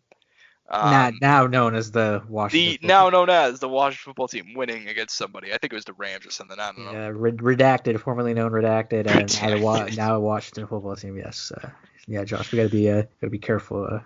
How the media gets on us. Oh yeah, of course the media is always coming at our necks, bro, for sure. Yeah. I don't want to get Ariel Hawani out of the building, The nose, man. The nose knows. But something I wanted to ask you, dude. Obviously the defense, always gonna be a question mark, right? It's kind of like the team, obviously all offense, no defense, right? For the most part, that's kind of the general consensus, right? That's depressing because the defense of last year was not good, but they could at least make stops. This team. I was gonna say, I felt like the defense looked better last year compared to this year, dude. Because Mahomes was getting touched, dude. Like he was getting, they were grazing his nuts, dude. Like it was scary. Like I was making jokes out here to be funny, because but dude, there was moments where I was like, fuck, Yeah, it was pretty bad, man. It was pretty bad. The defense is really, really bad, to be completely honest with you. Now, I wanted to ask you. I know we're to that point, but going forward, obviously, back to back, we already know it. We don't even need a question. I'm just kidding. Don't want to get too cocky. No competition. No competition. Easy dub. But all jokes aside, do you think next year they'll be able to reinforce the defense somehow, bring in some guys? Is there anybody you think that'd be good fits? I don't know about contract. I don't know exactly how it all works, but is there anything you can tell me that could give me some hope as someone who's trying to learn more? They're gonna have to do it all through the draft. They are so handicapped. They dropped some fucking bags, and they're gonna have to drop more bags, right? To keep certain. They have no more bags to drop, man. Like this is just. Oh, I know, but they're gonna have to figure something out, right? Like they're gonna have to. Is there like do they have to go into the tax? Like, is that a thing? Like they do in the NBA? They have to, right? That's no, they can't even go into the tax. Is there just a limit? There's just it's a hard cap. Holy fuck. Yeah. Dude, it's hard building a team unless everybody's getting a pay cut, right? Yeah, man. I mean, look, I know that players are going to take less in order to go ahead and play there. That's what happened with Watkins, and I think. And people will do it, right? Because the team is good. I mean, we've already seen it, right? Like already. Yeah, Sammy Watkins is the first one. He was the first one that was kind of like he could have probably made more money somewhere else, but decided to be like, something, I'm gonna win a situation. It puts that we especially a receiver, dude. I'd be like, fuck, man, I'm getting the ball, if you're defense, I think that's a little different story. They get they get a lot less credit. You know what I mean? For sure. Yeah. But that's just how it goes. This is the nature of the game. But do you have any final thoughts on the game? Anything you liked, didn't like? Anything opinion wise? Anything that you weren't satisfied with, or I don't know. I just want to see what your ending thoughts are. I mean, I'm kind of on the idea that this is a very, very good team that I'm very suspicious about. I mean, that's kind of it. I mean, I'm very. They're suspect. They're very suspect, especially on the defensive side of the ball. And Andy Reid's play calling. I mean, look, man, last year was the year where, what do you know it? He got super aggressive, and he went balls to the wall, and he won a Super Bowl for the first time. And then you know what he keeps on doing, man? He won't. You can tell Andy Reid is an old school guy because old school coaches, they love running the ball, and they love smash mouth defense. The issue is that Andy Reid still gets to realize that is not this team's strength. It'll never be his team's strength. Modern football has changed, so he's very smart at utilizing plays, especially passing-wise, right? But then, you know what's going to happen? And this happens every single time.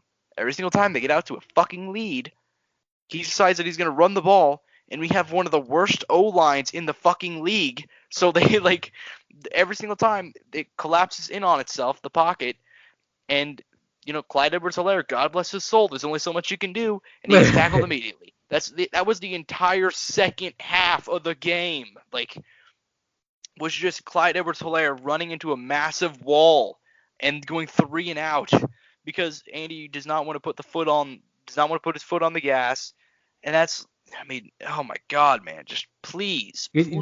Do you think he's just too safe sometimes, or thinks this is a safe play when he should really not necessarily ballsy, but use a different option? Yeah, man, I think that's it, honestly. I think that he needs to go ahead, and I think he's just too conservative, man. I really think that he is. You have the best fucking offense in the league. Arguably of all time, because we see what happens whenever this team is so good that they win games in the first half. Because that's all they only scored pretty much in the first half. They're like the Warriors of 2017. It's fucking ridiculous, right? It's ridiculous, dude. But our defense is so terrible, in our running game, whenever we get out to a lead, he lets him back in the game. I wonder a decade from now, you take away the age and just, you show this roster in front of someone and, you see the names, right? I wonder what someone's going to think. They'll be like, holy fuck, you know what I mean? No, they're going to look at the Bucks roster and be like, how are they, wait a minute, how did they not win the Super Bowl? That's another one too, right? Both of those. I mean, we know the Bucks aren't winning the Super Bowl. We know that, right? The Chiefs. Dude, Tom Brady hasn't gone playoff mode yet, dude. What do you mean? Playoff mode. Oh, man, they've lost 3 of their last 4. It's looking bad. It is. They may not make the playoffs. I mean, Dude, they're going to. Dude, but, Gronk hasn't gone playoff mode either, dude. Come on. They both need to activate. I mean, I don't blame Gronk because he's coming off of not playing for 2 years. Do you think if he runs it back year 2, he'll look better? I wanted to ask you that actually too. Oh yeah, for sure. He's not even looking bad now. Yeah, as I say, has he even looked bad now? It's just like he just hasn't had the light on. Also, our boy A Brown, bro, how's he doing? A Brown's been. I mean, he's doing all right, man. I mean, he's been quiet. He's still quiet. He's been real dude, quiet. But he's gonna unleash, bro. You already know he's gonna unleash at some point, right? Like it's bound to happen, right? Yeah, dude. Mr. Big Chest, he's gonna go off at some point. Ronald Ocean, he's gonna do it. Dude, he's gonna fight Logan Paul, dude, like at some point in the year, right? Logan's gonna fight Floyd Mayweather. Like, Logan's gonna fight his brother. No, but jokes aside, AB out there, dude. AB. 20 catches already through like 4 games. So that's pretty good. I will ask you, do you think this is the best situation he can be in? Oh yeah, for sure, man. I mean, do you think he'd be better on a team though, like another team? I mean,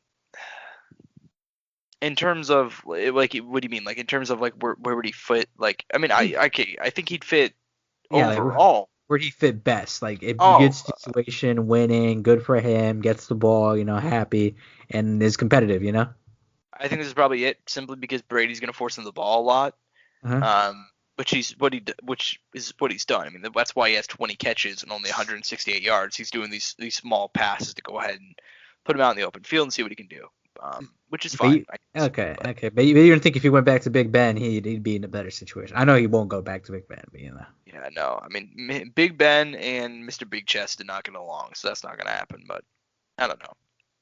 All right, I was just curious about that. Yeah, but I mean, look, man. Moving on. This is a pretty bad week for games. I'm not going to lie. Really, you're not a fan of any matchups? I mean, we can run them down real quick. Browns Titans.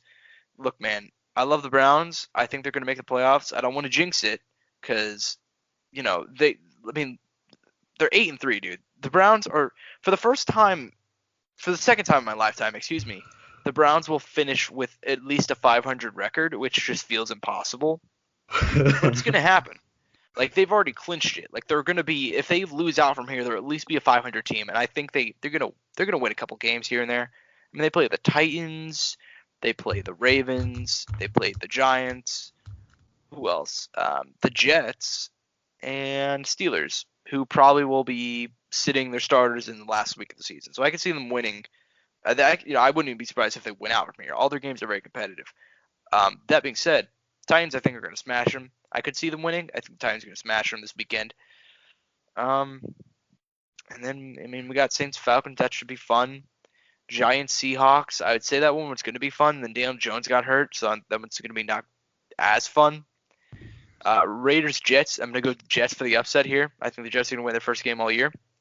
That's partially a joke, partially serious. If it happens, then I was serious. If it doesn't happen, then I was joking. Dude, they're really 0-11. Has the team ever lost every single game in the NFL, Josh? Multiple times. Multiple times? Okay, that's fucking sad to hear, dude. Yeah, I think the Bucks of the 70s did it, and then the Detroit Lions in 2008 went 0-16, and then the Browns of 2018 went 0-16. Okay, so there's been big gaps in between them, except the more recent ones. But they should go 0-16 for sure. But the Raiders are, after last week, bro, like, ooh, shit, wow. But what else? Chiefs Broncos. That one should be a fun annihilation. Prime time at home. I'll be able to see that game. Awesome. And then Rams Cardinals, Patriots Chargers. We got a couple. And then the Steelers and the Washington football team.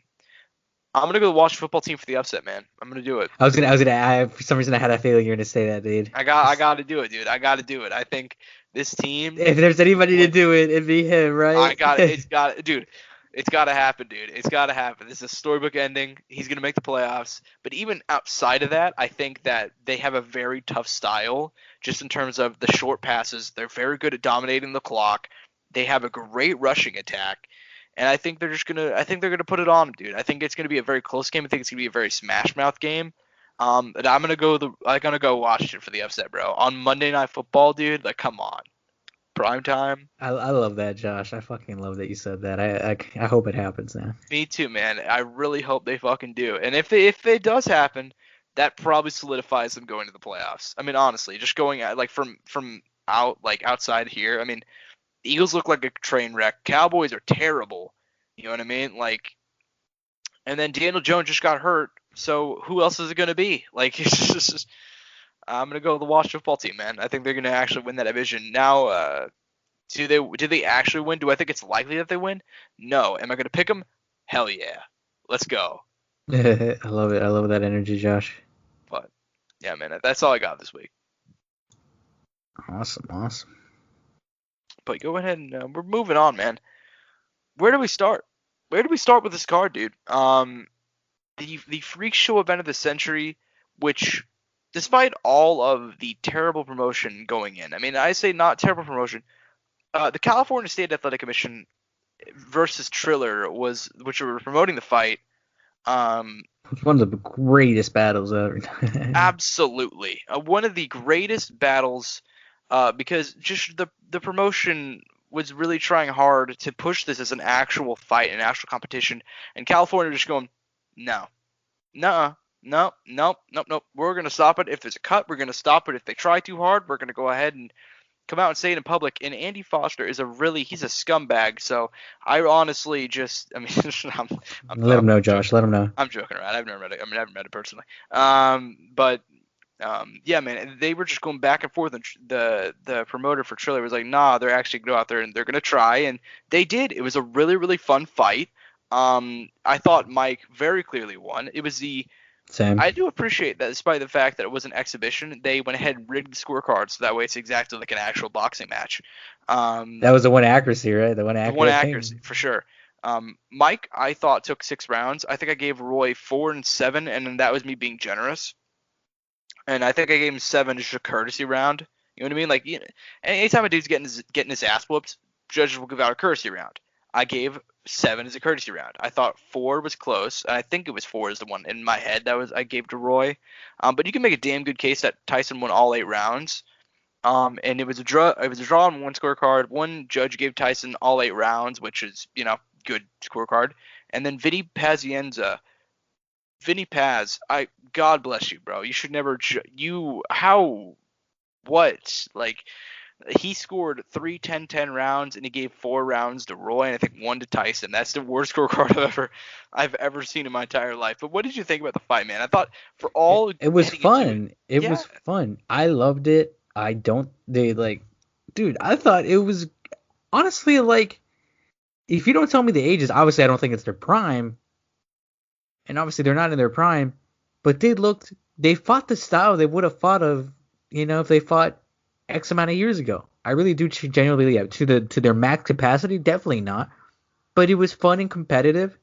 Roy wasn't happy with the outcome. I get that. He's a winner. He has a winner's mentality, right? But Mike was so happy afterwards, dude. He was so happy to compete. I remember when he talked a while back on his podcast, like, I don't want to go back to that dark place where I'm fighting. I become this, this savage. It's unhealthy. But he looked glad and happy. He shook his hand. It looked like he just played in a weekend league game. You know what I mean? Of flag football or something. And he was happy to have a competitive game. Look, dude, this is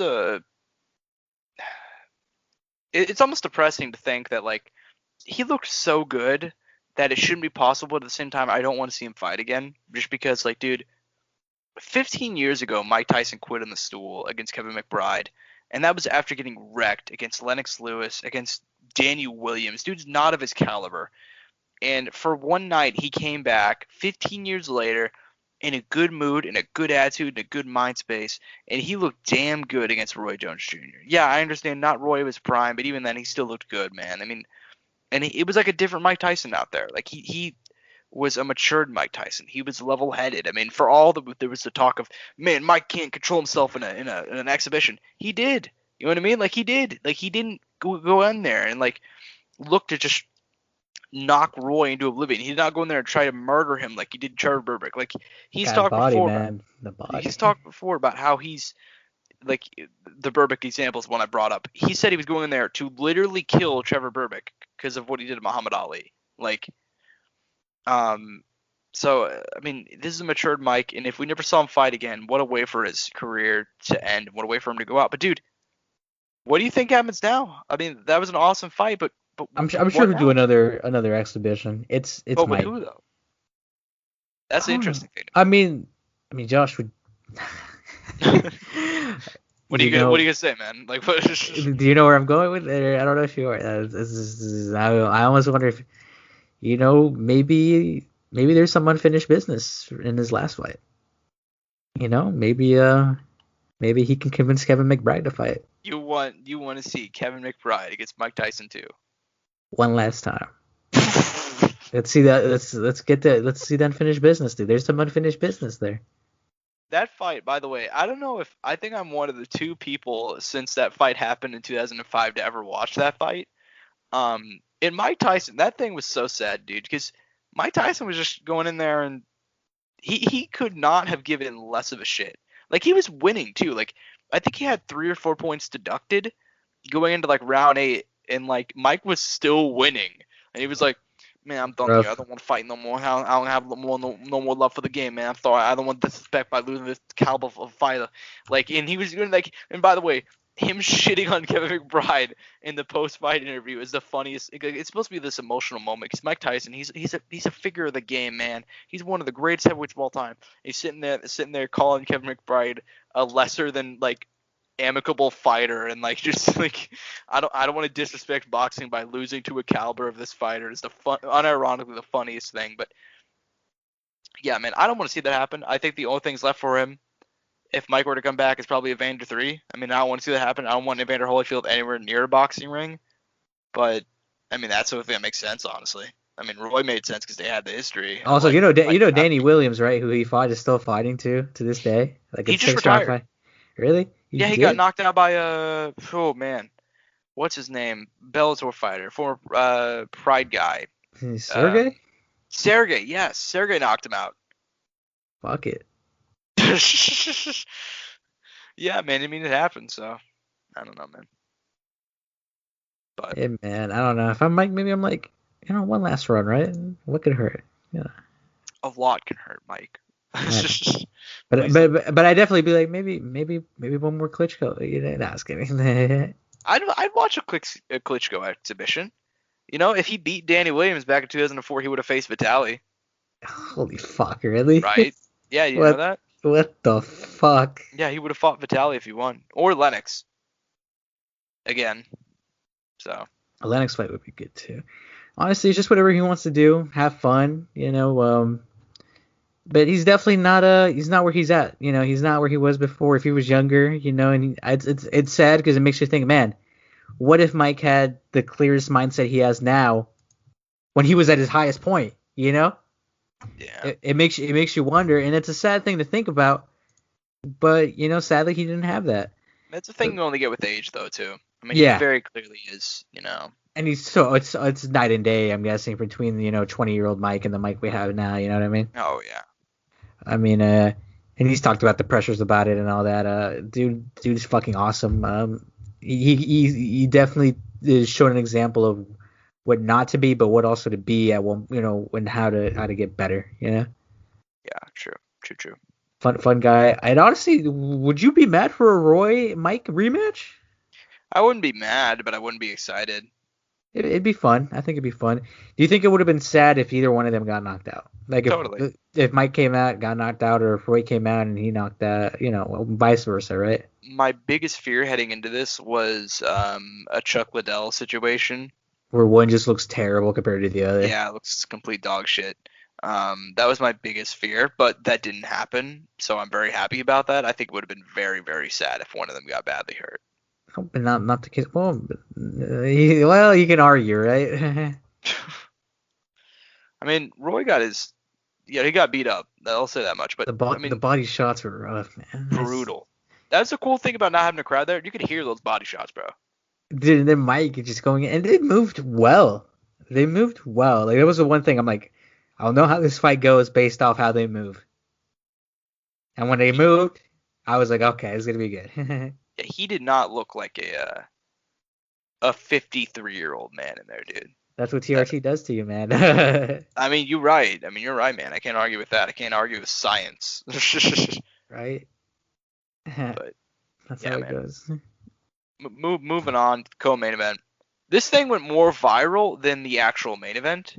Jake Paul brutally like, Man, dude, Josh, why you gotta fuck, man? It's already I hurting know, me. dude. Oh man, I felt so bad for Nate Robinson murdering him. But let's just call it what it is. He murked him, right? He goes in there, and it was very clear from the get-go, from the first bell, that Nate Robinson is not a professional boxer, and he got fucked up. There's no way to say it otherwise. He got brutalized in there You can't by a keep boxing dude who and is known for being Dirk Man on Bizarrevark on Disney. That's what happened. That's what happened. work. I can't believe you fucking called that, dude. Holy fuck. Dude, and it was okay, but one thing I want to say, dude, and I want to put this out there. It breaks my heart that this generation will know Nate Robinson is the guy who got knocked out by Jake Paul, and not the guy who won. Guy who was 5'9", made it into the NBA, won multiple dunk contests, had some nice, crazy career plays, fun dude, likable guy. Uh, definitely a worker at heart. No matter what, and this moment really doesn't define who Nate Robinson is as a whole. No, it doesn't. I mean, and he is, dude. His story is just a tremendous one, and it really bummed me out that people were making fun of him. I mean, it really did too. And dude, that's what happens, dude. That's why this YouTube boxing, this level of celeb boxing now is such a risk, dude, because you do have the risk of becoming a meme. and it's just so depressing, man. I mean, I think it's legitimately depressing because you have this dude who. Holy shit, Josh! Holy shit! When he just breaking news, Yoel Romero's UFC run has come to an unexpected end. Romero and promotion have parted ways. Multiple sources told ESPN via Ariel Helwani. According to sources, Romero has 3 fights left on his deal. What? Yes. No way. 2 minutes ago, Ariel Helwani on Twitter. Holy fuck. Well, why? I don't know, Josh. We need to pause about the Nate Robinson and Jake Paul fight to talk about this right now, Josh. What the fuck are your thoughts? This is gonna get clipped and put on the YouTube, Josh. Please. Dude, We got it live. We got him on 4K, guys. It's 4K. They got him in 4K. Dude, jokes aside, I wonder what the situation is, man. I think he might retire. I think that might be it.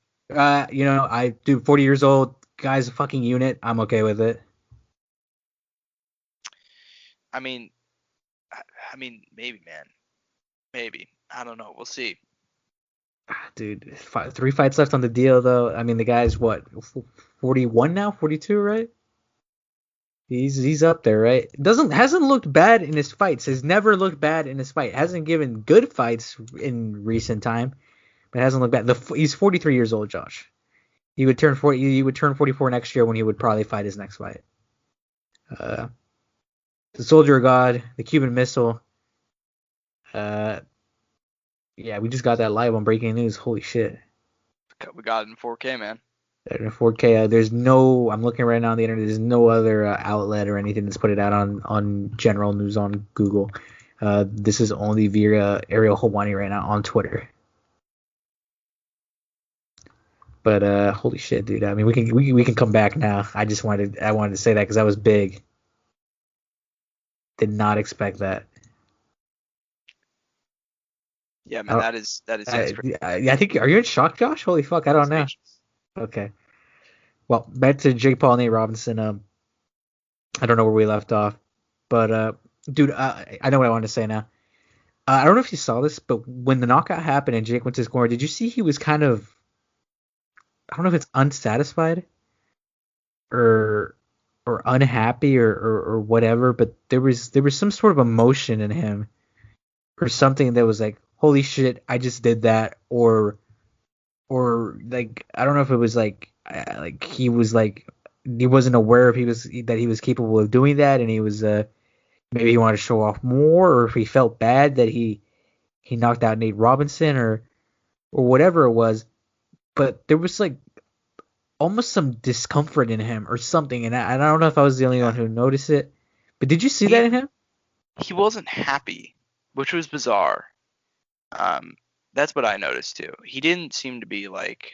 He didn't go into the instant celebration like. No, it wasn't like how whenever he knocked out Gibb, like, and part of it was because he was serious. Like he put out Nate bad, man. I mean, that's the type of knockout. Like he was out for a while. Yeah, maybe he had a thought. You know, I have never knocked anybody out. I've never fought anybody like that.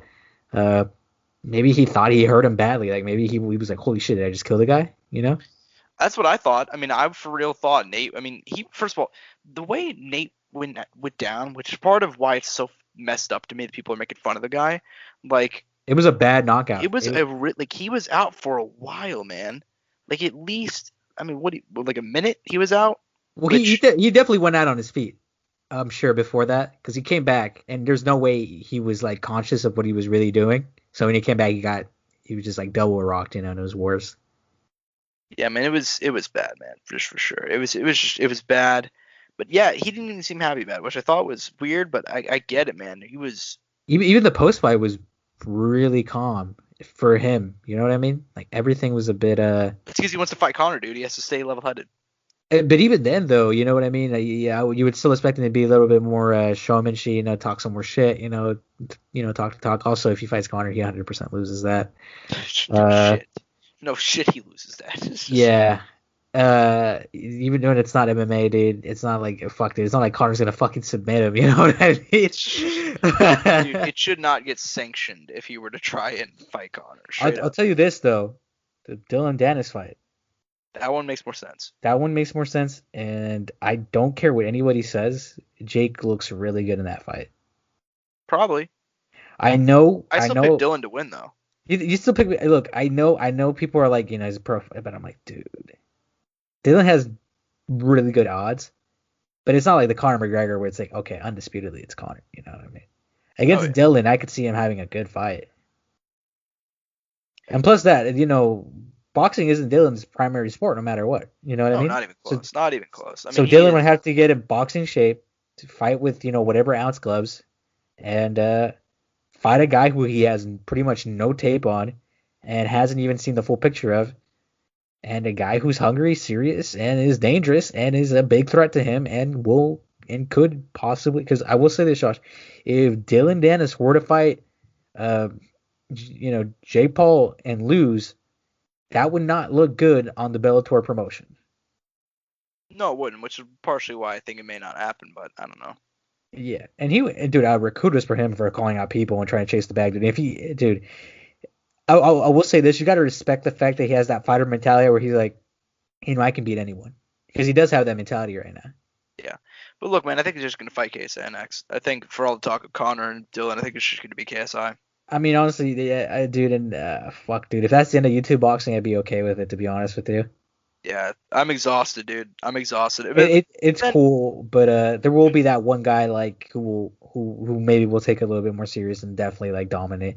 He has a couple guys on his mind. He called out Austin McBroom. He called out JJ. He called out obviously pro fighters. And I'm sure there's other guys who want to. Dude, who was the one who shit talked, dude? Someone shit talking so they could beat him. Who was in the NBA?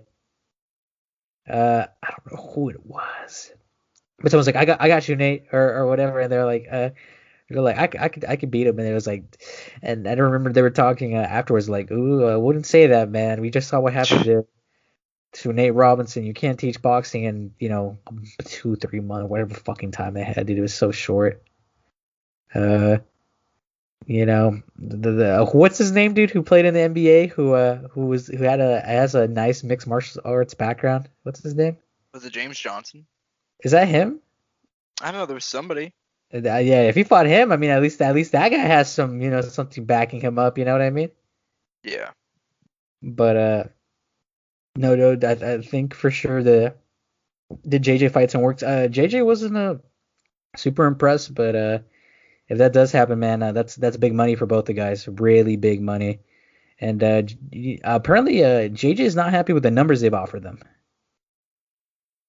I mean, I'm sure he's probably making a lot of money from music right now. Yeah, and also, I mean, also the risk, you know, right? He's like, you know, if I'm gonna embarrass myself or whatever happens, I might as well get a ridiculous amount of money for it. Yeah. Because apparently he's had some offers and he wasn't satisfied with them. So I'm guessing they'll work on that, and I'm sure they'll be able to get to some sort of agreement. And also Jake, he said he wants more money. He said he's not going to fight again if it's not for like a good amount of money. So I'm guessing that's why he called out certain names the way he did, because he's like, shit, dude, there's money in boxing, dude. There's money in boxing. True. It's crazy. It's crazy how much money's in boxing. I don't know why or where it fucking comes from, but there's fucking money in boxing. So I respect the hustle. He looked good. Obviously, I don't know how far this will go, but it's crazy. For sure, man. For sure. But moving on, is there anything else you want to touch on before we go ahead and wrap up? Dude, shout out to, was it Badu? Badu won his fight. Sadly, what was his name? Blake McKernan. Blake McKernan did not end up looking very well. Sadly, what was his whole situation? Just Navy SEAL. Interesting background. Interesting background.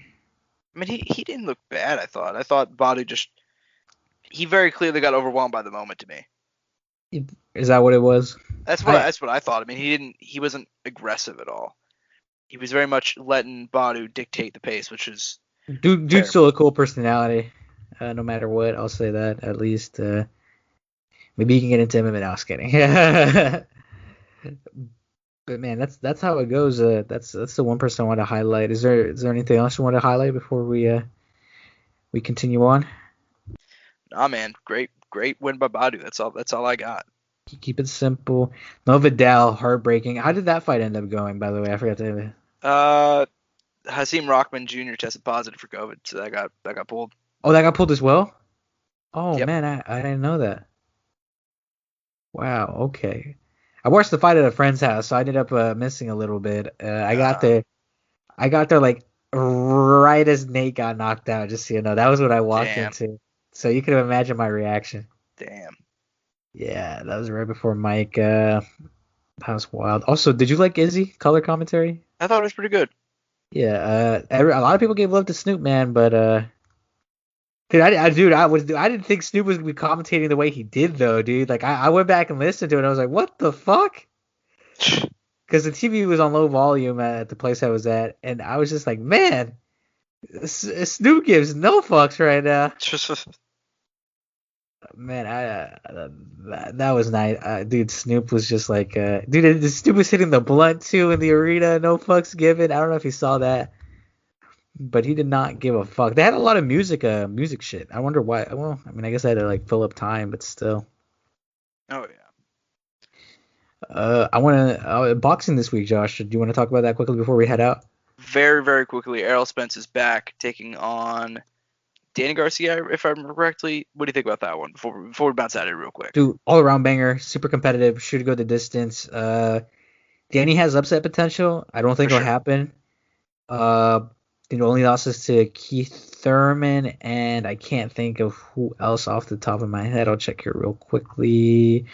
And Sean Porter, obviously. Yeah. Both great guys. Sean Porter, man, banger of a fight. Came back, got that big win over Sebastian Forman after that Errol Spence loss, which was a banger of a fight as well. Overall, I love it. Gonna have to watch that tomorrow night. Hopefully I can get it in, sneaking in with all the MMA that's going on, and super excited, bro. Awesome week, awesome podcast. Obviously next week's a big week, boxing wise and MMA wise. We'll bring you guys an awesome podcast. This is just kind of my closing thoughts. Yeah, man, I thought this was a good one. Over 2 hours, I believe, or close to it. Longest podcast I know for a fact in the history of the show. So Spotify Wrap came out this week, and we actually got to see kind of our numbers up 217% from last year. So shout out to all you guys who have been listening over there. Shout out to all you guys who have been listening in general. It's very much appreciated. Shout out to Rogue Energy, amazing sponsor. This show's been growing a lot in the last year, and I hope to keep on going and see where it leads to, man. It's been a fun time. So hope you guys have enjoyed. At Courtside Sound1 on Twitter, at Josh Shevanoff, at __01. So that's all we got. So peace and bug grease. Mouse click.